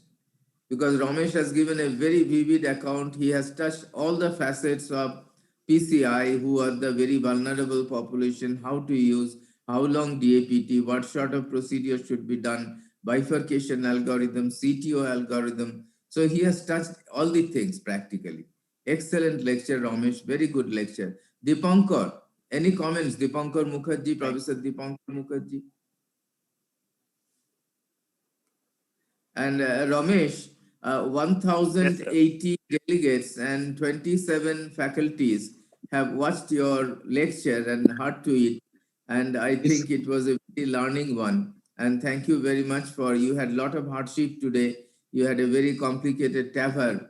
And after all this work in the cath lab, you have joined us. So that's so nice of you. Dr. Rajesh Vijayvargi, any comments? MS, very excellent presentation, and I think you have covered almost each and every aspect of intervention cardiology. Yes. I just want to inquire about your expertise about ambulatory and same-day discharge. So what's your assess site? Most of the time, is it transfemoral or transradial assess? And what percentage of the patient do have intravascular imaging for the optimized result where you are so comfortable to go ahead for the same-day discharge? Yes, a very good question, Dr. Rajesh. Great to see you. And unfortunately, you can't see me, but so our patients at my current center, I'm the one who don't use the imaging a lot, actually. And you know what? My percentage of imaging is 80%. The rest of my colleagues all actually use 100%.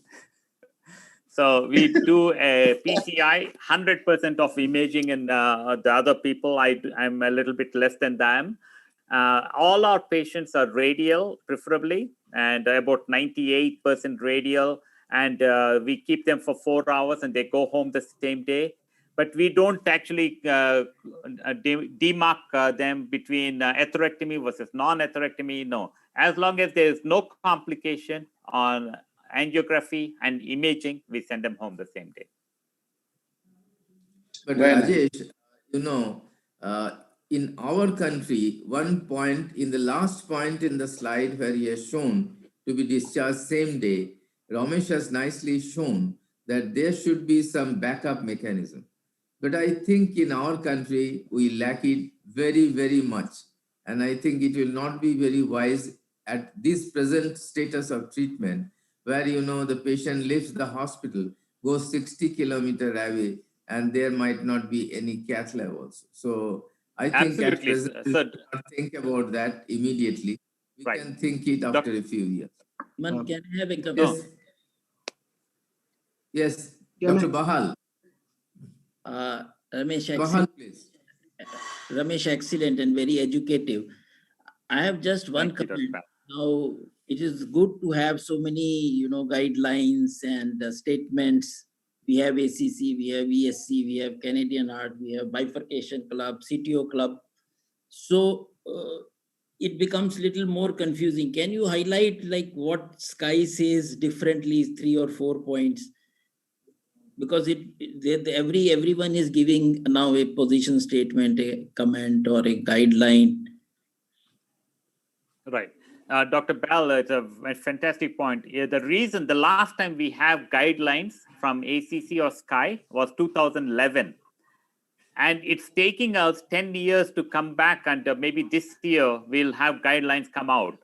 And for the past 3 years or 4 years, we've been going back and forth because new data is coming out. Every time we want to publish something, then the new trials are coming up. So then we were like, okay, we have to go back and let's talk about complete revascularization, adapt. And so one of the few things that they're trying to say is, number one, that do not ignore physiology and imaging in all these patients. We don't want to push or show a bias like same-day discharge, as Dr. Kahali said, that every patient should have a same-day discharge. Because even within the United States, some people live very close in metros. In the Chicago or New York is different than small places in West Virginia or North Carolina. So patients have to travel, and still there are helicopters here as well. So number one, I think we are not going to be pushing for same-day discharge as much as possible. We are not going to actually push for ambulatory PCI centers, number two. Number 3, we do not have evidence for any cardiogenic shock therapies with support devices. So that's why they're called position statements, where we can make a position statement, but they will not come into guidelines. So guidelines are multi-center randomized, as you know, multi-center randomized controlled trials in different groups of population, and more than 1 or 2 large studies we need to have to make it into guidelines. So those are the things. Atherectomy will definitely stay. Imaging will definitely stay. Physiology will definitely stay. And left main probably, as some recommendation, it will come out because of Excel, but not very confident about it. And lastly, the cardiogenic shock, the support devices will be much lower on the recommendations. Yeah. Can I just put one comment, Dr. Kali? Question. Yeah. Yes, Dr. Go. Yeah, please. Good cover A to Z on all interventional work, Dr. Ramesh. Now, 2 things which are probably not talked means 2 things which I still feel are not clear. One is completeness of revascularization and outcomes. The complete trial relates largely to patients with acute MI who have a culprit and acute MI patients. What is the status statement on those who are stable CAD? I think the data on complete versus incomplete, although we favor complete, if you could tell if there is something talked on in the position statement on that. And second is, with the improved antiplatelet therapy with ticagrelor type of agent, the status and the role of 2B3A inhibitors, which were probably more prevalent in the earlier years, maybe 5 years earlier or 10 years earlier. What is the status? If you could. Right. So they did not touch specifically on these 2 things, but the 2B3A is now used about less than 5% in the United States. So that has gone away. With as you mentioned about ticagrelor and prasugrel, very strong antiplatelet agents, and also probably small group of people are using cangrelor IV. And so 2B3A is gone off from the statement position statement. Number 2, I think complete trial in the stable ischemic heart disease is a very complex one, especially with ischemia showing that there is no advantage over medical therapy. It is really going to be difficult to recommend complete revascularization in stable ischemic heart disease. So I think that's where we will see we cannot make any recommendations on that particular point as well. Okay. Nice. And Ramesh, 1,100 delegates are watching this program. So thank you very much, Dr. Ramesh. I think Subhash will be getting delayed. And I would request you to be with us. I know that you have a very hard day today over there, tackling with a difficult travel case. But still, I would request if you can be with us for next few minutes. And I would request Dr. Subhash Banerjee to talk on another very important aspect of CHIP lesions, managing hemodynamic collapse in CHIP cases. So Dr. Subhash Banerjee from Dallas. He is the Director Interventional Cardiology in Dallas Heart Institute, and also he is in different chairs in American Heart Association, in SCI. He is author in many books. I remember he has written a chapter in Brownwell's Book of Companion along with Emmanuel Brilakis on SVG, stenting, and he has got several contributions in several hundred papers and books, chapters in books, different books to his credit. And he's a great academician, a great cardiologist. So Subhash, please.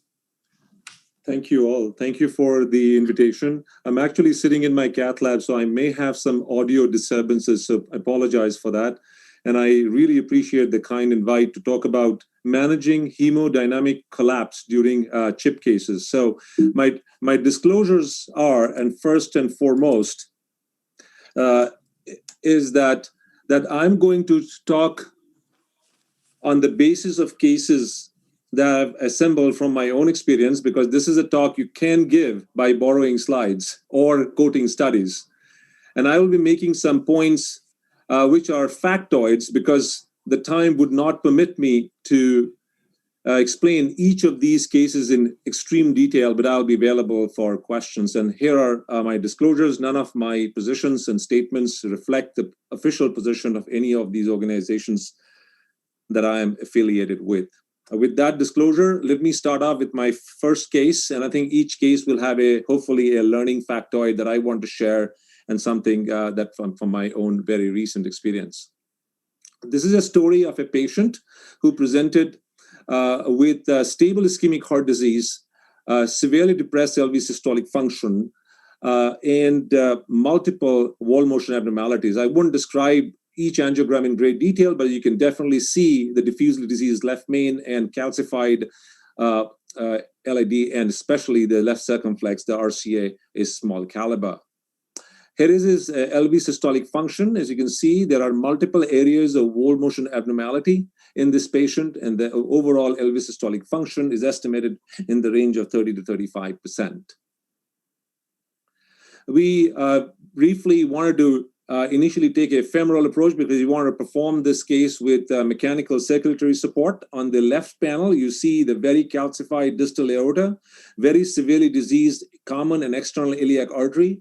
You see on the right side, on the left side, very severe calcifications and calcified nodules on the common femoral artery. And on the right side, a pre-existing multiple stents in the common and iliac, and then there is a patch of endoarterial repair. And the third vessel here, the most medial one, is a graft, which is a fem popliteal graft, which comes very far, very distal, just besides the stent that is in the external iliac artery. So this posed a very significant challenge how to deal with this patient.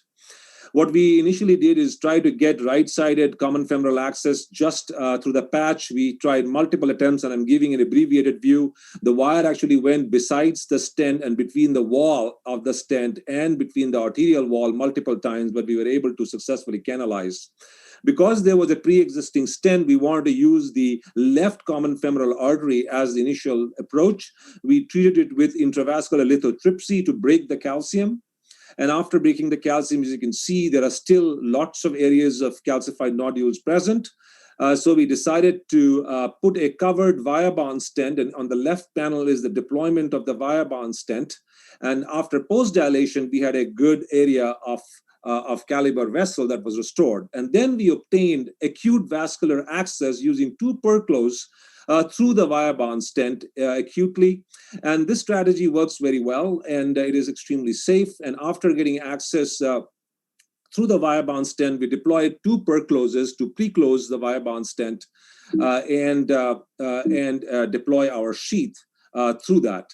And here is the pictures of the advancement of the sheath of the impella and the dilators, and the sheath was placed.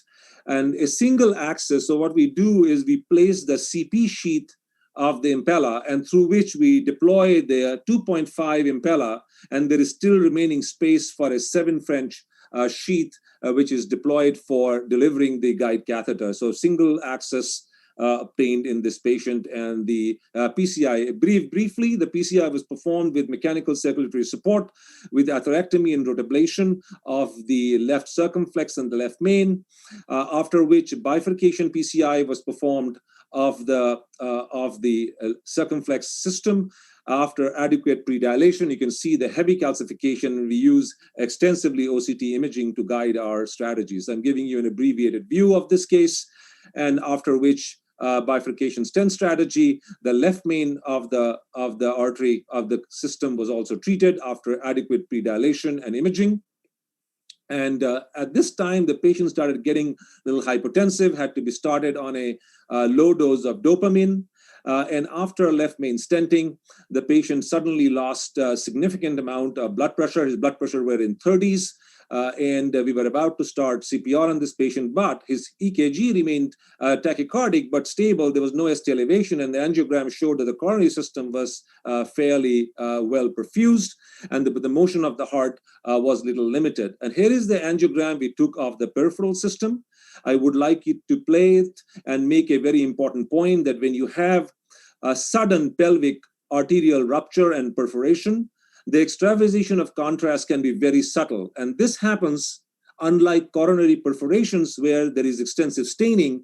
Pelvic perforations can be very, very subtle because the intrapelvic cavity has very low pressure and the arterial system is very high pressure. So even a small amount of puff that you can see where the arrow is can lead to sudden, profound hypotension and hemodynamic collapse. So the vascular perforation was the cause in this patient. We quickly treated this patient with a covered stent, and here is the deployment of the Viabahn through the contralateral artery after the sheath was removed, the 7-fin sheath was removed from the coronary, and a Viabahn stent was placed. And after adequate post-dilation, the final picture is shown onto your right panel. Let me play it for you for a second. And here is the final picture with no perforation. The patient recovered, and therefore looking out for subtle vascular perforation and complication can be extremely useful and save a patient's life.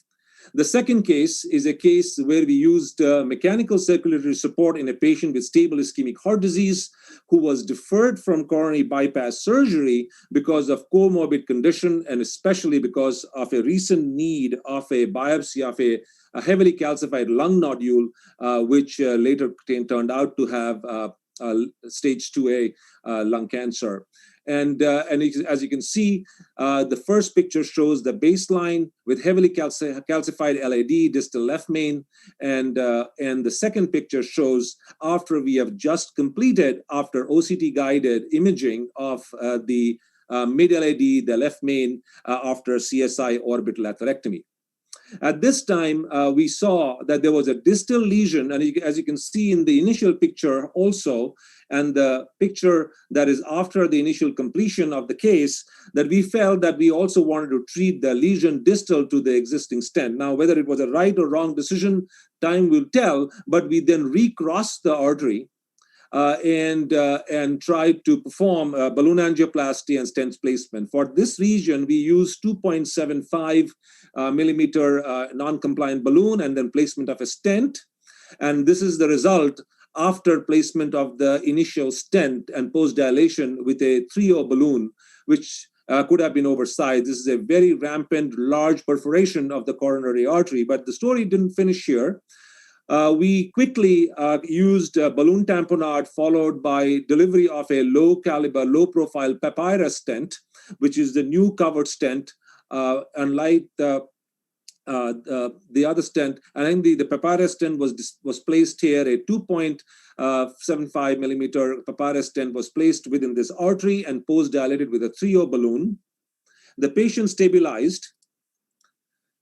And this is the picture after the first papyrus stent was placed. As you can see, there is a very distal narrowing and an acute step down. We felt that there could be either, because the patient was on high dose of pressors, we also felt there could be an element of vasospasm. So we gently wanted to dilate the distal edge of the stent to improve distal flow. And apparently we used a 2.5 millimeter non-compliant balloon to do the distal dilation. And this was the result after the distal dilation, after the first papyrus stent was placed. Now there is a perforation in a different area of the vessel along the same projection, and the patient required a short duration of CPR. After placement of a second papyrus stent overlapping 2.5 millimeter with the initial stent, the patient was stabilized. And this is the final picture. As you can see on the right panel, emergent placement of a pericardial drain. And the impella was already there, so the patient remained relatively stable and was able to be recovered with the placement of a pericardial drain. The patient, it took about 4.5 days, and a total of 6 days of hospitalization for the patient to recover fully from it. And before relieving before removing the impella and the pericardial drain, we also recanalized the patient's total occlusion of the right coronary artery. Getting back to why this perforation happened, first of all, we can question the judgment of going after the distal lesion. We could have left it alone. However, the teaching point was that when we reviewed the OCT, we found this very eccentric location of this calcification, which is not greater than 270 degrees, but it is very localized and very eccentric. And it has been very clearly shown, contrast to IVUS, that the presence and knowledge about the thickness of the calcified nodule in the coronary artery leads to, in the setting of overinflation, leads to inflation and overstretching of the non-calcified parts of the vasculature and could lead to coronary perforation. And therefore, I believe that that is the possible mechanism that underlay this large area of perforation in this particular patient. Here is the picture of the fully recanalized artery. As you can see, the impella and the pericardial drain is still placed, and after successfully recanalizing the right coronary artery and complete revascularization in this patient with with low EF and multivessel disease, the pericardial drain and the impella was successfully removed, and the patient was discharged on the 8th day of hospitalization. So I think this is a good case to know about how to interpret OCT imaging and what are the strengths of OCT imaging and how eccentric calcified nodule can lead to severe perforations, especially in medium to small caliber coronary vessels. Third case, this is a case of, I did a cadaver on a patient with bicuspid aortic valve. He's 53 years old.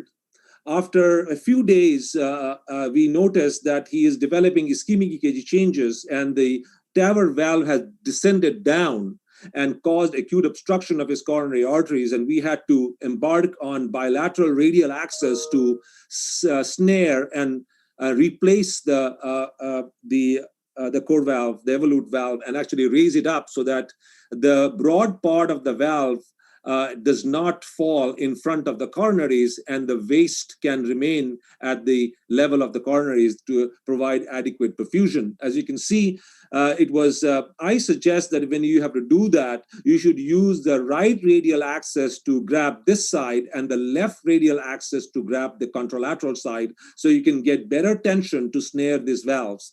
This can also be the case when you have low placement of the TAVR valve and inability to cannulate the left main coronary artery. And I think this was the challenge we were facing. So let me go through this case. This is a very instructive case. And after multiple attempts, we were able to displace the valve. We wanted to make a more controlled displacement, but as you can see in this patient, the valve actually moved uncontrollably. And of course, it actually ascended into the ascending aorta.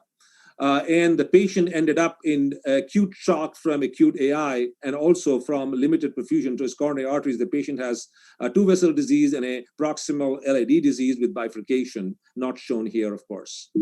The message of the case is shown here that after replacing the valve and moving the valve up into the ascending aorta, we quickly, you can see their heart is complete standstill. We are trying to place a second valve. We are deploying a second valve through the initial valve. And we placed a second overlapping valve to close off and treat the acute aortic insufficiency and also provide perfusion, because this valve was now deployed correctly. And the waist of the TAVR valve is sitting right opposite the coronary calcification, and that provided enough coronary perfusion. The patient regained spontaneous heart contractions, but still was in acute shock. And through this, through these two valves, we then brought in an impella catheter and presented and provided perfusion because intra-aortic balloon pumping was not sufficient. But despite providing the impella support, as you can see, the motion of the heart is nearly non-existent. And when we performed echo on this patient, as you can see, you will notice that the LV here, this is the LV with the impella in, it is completely not expanding with volume. And the RV after prolonged CPR is completely dilated. Very well dilated RV with no volume in the left-sided and the impella catheter placed. And that is why we believe that the left-sided impella was not providing any output. And because of that, we placed the RP impella catheter in this case. As you can see, the right-sided impella catheter is going in and into this case, and here it is shown. The right-sided impella is placed from a venous axis. It is coming up, and here is the right-sided impella. And so this patient has both-sided impella support, the left impella support and the right impella support. Fortunately, the left ventricle and the right ventricle started recovering. You can see now the left ventricle is feeling much better, and the right ventricle dilation is much less compared to before. The patient, believe me or not, did extremely well and was discharged successfully home, and it still follows up with me as an outpatient. And I think acute recognition of the hemodynamic conditions and with imaging and with proficiency to place both left and right-sided impella were crucial to saving this patient's life. And I think this was another interesting case of hemodynamic collapse. I want to share this case in patients who have got severe vascular disease and require large caliber access. We sometimes use, and they have distal aortic occlusion that preclude recanalization and peripheral intervention. I sometimes use axillary artery access. And I want to show this angio because my technique of doing axillary access is very slightly different from what surgeons do. The subclavian and axillary artery can be divided into 3 parts. And this is the second portion. This is the first portion, and after the subscapular artery, you can see here, this is the third portion. And unlike surgeons, I like to get access into the third portion of the axillary artery, although this segment is close to the brachial nervous plexus. But I use ultrasound to locate the positions of the nerves surrounding the artery, and I place the needle just between those. The real reason to do so is because this part of the axillary artery is compressible against the humeral bone, and this is an important trick. Surgeons who can open up the area and do a cut down can do it here, but as a percutaneous specialist, and I use perclose to close these arteries, I always do it here. And this is a very simple PCI in a relatively short segment CTO. And the first picture shows the CTO with axillary access and impella placement. And the second one is the picture of the successful recanalization of the short segment CTO. The patient required extensive stenting because of atherectomy. But after the case was over, the patient became acutely symptomatic and hypotensive. And I want to share with you how does axillary artery perforations look like. Again, the axillary cavity is a low pressure area, and as you can see, the signs of perforation can be very subtle. It can be treated very effectively with balloon tamponade. And in this particular case, axillary groin access with a very small French catheter was used to place this balloon and tamponade the artery. So in the lesson is that 2 lessons, that the third segment of the axillary artery is where percutaneous specialists should gain axillary artery access, and a bailout small caliber access should be present in another area, either the right side brachial or right side radial or in the leg, to place a small caliber 5 French or 6 French balloon, peripheral balloon, to occlude the artery in the need of axillary artery perforation, which can be extremely difficult to manage otherwise. And this is the final image. As you can see, the perforation has been adequately treated. There is no leak, and the patient recovered extremely well. And this was the potential site of calculation, perforation. Diman, I have some more time. I don't want to take someone's position, but I have a few more interesting cases to share if time permitting. Okay, Dr. Rai, can we proceed for next 10 minutes? Because really I was seeing so much, glued to the slides of Dr. Subhash Banerjee, and I think you can continue for another 10 minutes. I will take less than that. This is a case of, I want you to look at this case. The first case is a baseline angio of a patient who is going to have impella-guided support. And the difference between the first picture and the second picture is that the SFA, the profunda artery, is here, the SFA is here, and as you can see, after placement of the impella, there is no flow, neither in any of the vessels. So what I want to show is that when you have a large limb, like the iliac or the common femoral or the profunda or SFA, completely occluded by a large caliber sheath, you can cause acute ischemia of the leg. you can cause compartment syndrome, and the amount of lactic acid generated from large body of muscles can be so profound that it can cause severe vasodilation and hypotension. I've experienced it few times in my life, and this is one of my recent cases. And what I suggest how to overcome this problem is to foresee it. This is a patient who has left-sided antegrade access into the SFA going downwards. You take the 6-French sheath and connect the side port of the sheath to the common femoral artery or another artery of the body on the side port. So it perfuses the antegrade limb and does not cause the compartment syndrome. So unlike perforation, compartment syndrome can also release a lot of acidosis and lactic acid and cause acute profound hypotension to cause hemodynamic collapse when coronaries are looking good. And this type of antegrade access and using the side port to connect to a contralateral sheath can be very useful to provide bypass circulation to the leg when the sheath is occlusive in the iliac and common femoral arteries. So another tip to use when you are doing large bore access. This is a very recent case, Diman. I think you will like this because I think you presented a case like this. This is a patient, very briefly, came with a delayed non-reperfused inferior STEMI. And this was the angio of his case. I'm giving you only a few pictures in the interest of time. This is the left coronary system. You can see the acute cutoff of the circumflex, and this is the LAD. I'll let you see it. There is no or barely little bit of filling, a few spicules of contrast in the distal right, but not much filling of the distal right. Here is the picture of the right coronary artery. And we decided to proceed with intervention of the right because of the size of it and the inferior ST segment elevation, although this seemed like a dual culprit. And I'm cutting through the sequence of the case, but this is going to be a very interesting case. And after multiple ballooning and IVUS to confirm distal position, we could not restore flow. And as you can see, this is faint amount of flow, looks like also distal amount of residual thrombus, and maybe some dissection of the area of the artery from profound and multiple balloon inflations.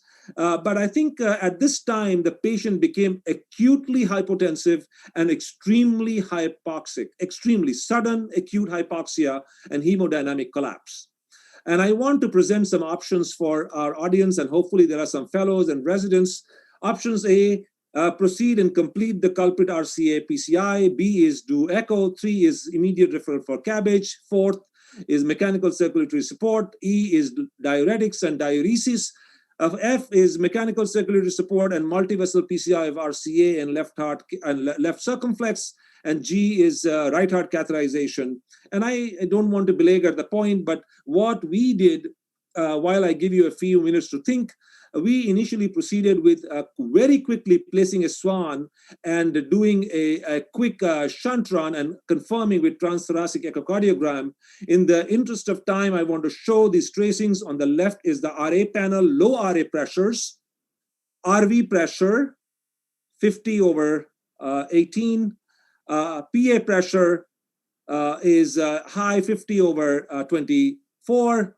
And the wedge pressure with V waves of 55 and the LVEDP and the representation of the mean wedge pressure is actually low and not as high as we expected. So any thoughts about the diagnosis? This is the case from November 10th, and I would never forget this case because this was very, very interesting. Systolic blood pressure came up slightly after a brief amount of CPR and oxygenation.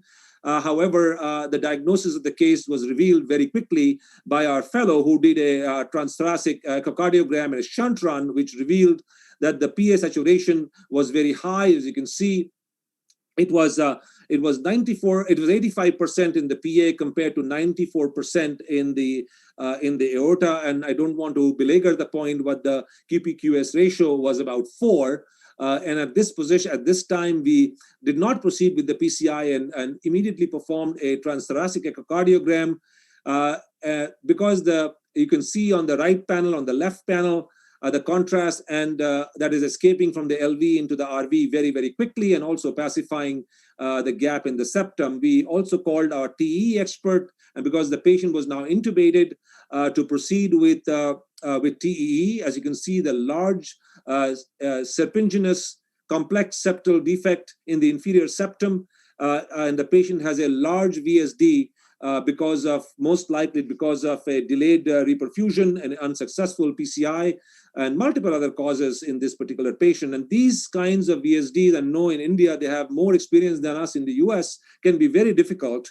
This is some additional pictures that the patient of the case, there is no significant MR, there was no significant AI, and the large rent of the VSD in the inferior septum is visible here. And this was a very complex VSD. We calculated the gradient across this, and the flow was very, very large, confirmed with our QPQS ratio. And the color flow through the VSD is also very, very clear in this patient.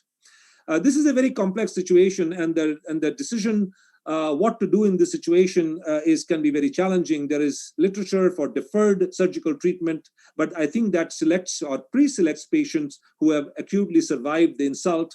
I do think that mechanical circulatory support is useful, except for ECMO, which has a tendency of significantly increasing the afterload, and I think is contraindicated unless it is combined with Impella or balloon pump to reduce the afterload in this patient. So an Impella may be an option. Also, endotracheal intubation and PCA2, PCO2 maintained slightly at a higher level is improvement, is also better because it also drops the afterload and reduces the shunt flow. We did try to cross this VSD acutely, but I was unsuccessful, though I crossed it from multiple sides. You can see this is the arterial side crossing. We were able to thread the catheter, but because of this serpiginous and very complex tract in the acute setting, we were very, very unable to deliver the Implanter closure device, and the guide wire and the catheter would fall off at multiple times. The patient did very well with mechanical circulatory support with Impella. And then underwent surgical repair successfully on the 7th day and was thankfully alive. But I think acute detection of this case and recognizing and sometimes doing nothing and recognizing the hemodynamic consequence of what's going on and taking the time to do this assessment can be life-saving, and this case portrays that. So to conclude, I know there are a lot of different kinds of examples that can be done. And I know I'm speaking to a very experienced group of investigators and interventionists in India and around the world. And I also know that your training programs are extremely strong. So my motto of dealing with hemodynamic collapse during CHIP cases is to anticipate and not react. If you think about the background clinical conditions and you are thinking constantly what could happen rather than trying to find what I should do, I think it will always lead you ahead of the game.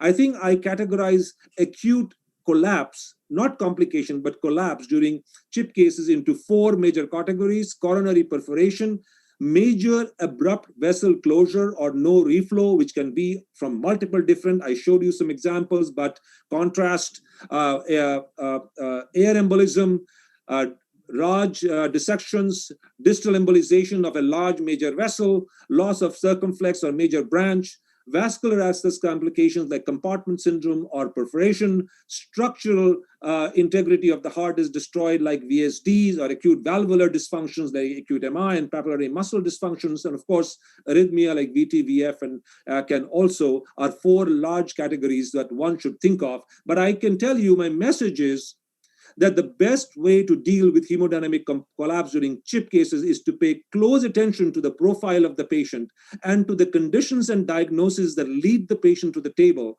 And I think that way we can understand and anticipate what potentially could go wrong. And each of these 6 cases that I've shared with you have a telltale sign that predispose the patient to a certain type of complication. And I hope this small piece of examples from my own experience would be illustrative, and I will be open to comment. I also am grateful for the moderators and leaders in India to provide me with the additional time. I hope it was not a waste for you.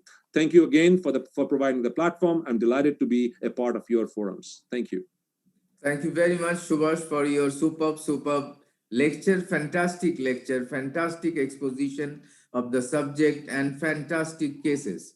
So there is a very, valuable faculties over here, a very learned faculty. So comments from you, Dr. P.K. Gwell, Dr. Sanjay Tagi and Shirish, all are very senior operators, very highly experienced interventional cardiologists. And really, Subhash, you have shown some spectacular cases and how you made the patient survive out of this catastrophe. You have given a very nice illustrative experience of what can be the complications of cheap PCI. And I was just remembering the lines from Columbus' book, The Tips and Tricks in High Risk PCI. He has written 1, 2, 3, and you have shown exactly sudden vessel closure, and he has given the tips how to prevent it also. So you have done a teacher's job, master of master. Anyhow, so Shirish, Sanjay, please quick comments. Just to compliment Subhash Banerjee for showing such great cases, which are very educative. I think everybody would benefit from that. See, VSD during acute MI have been experienced, but the problem of putting in Emplaza devices that even sometimes the wire can cut through and enlarge the VSD. That can further compromise. So you did a right job by unloading the heart and then taking up the patient after healing up and taking up for surgery. That should go for as a message to everybody. Thank you very much. I appreciate the problem, you know, sometimes the strain is a good news. So I think it is also an important attribute for interventions. Yeah, but the problem in our country, you know, Subhash, that impella is so exorbitant that we can't think of it. So what should be the impella in our country?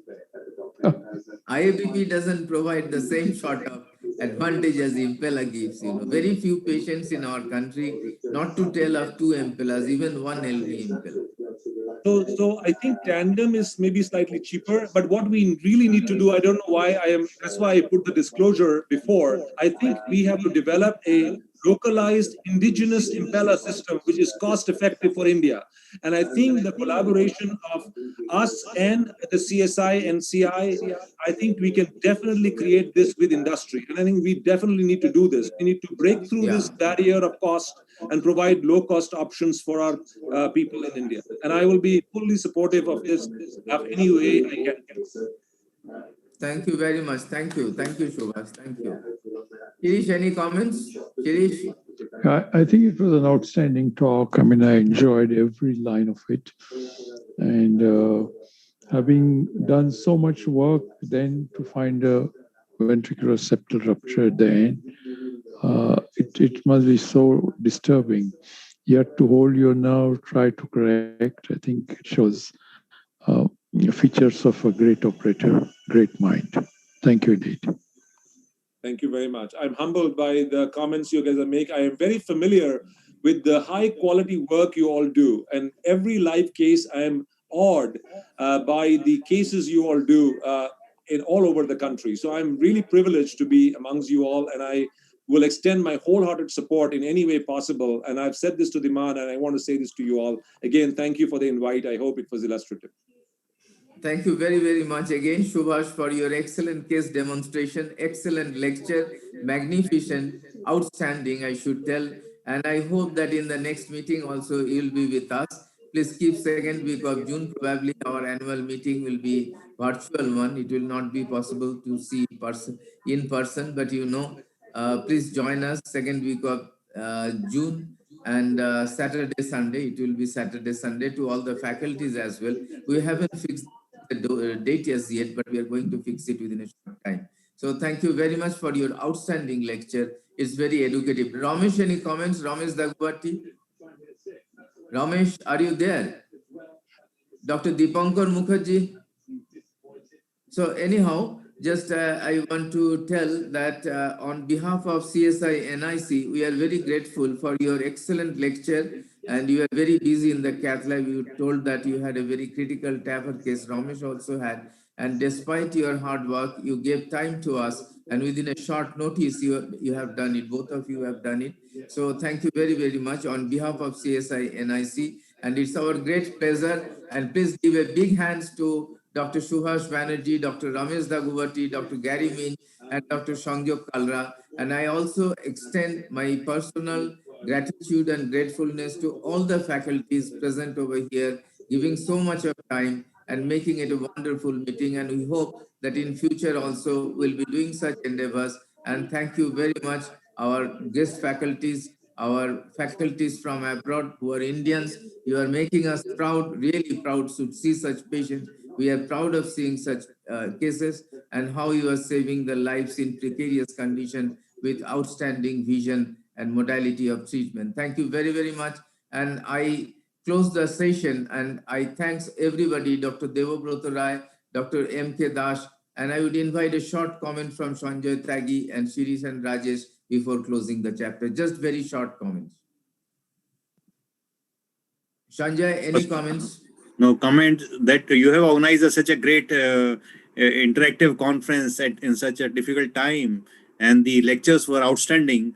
It have been very educative. So compliments to Professor Dhiman Kahali also, and Dr. Devabrata also for organizing such a beautiful CSI initiative.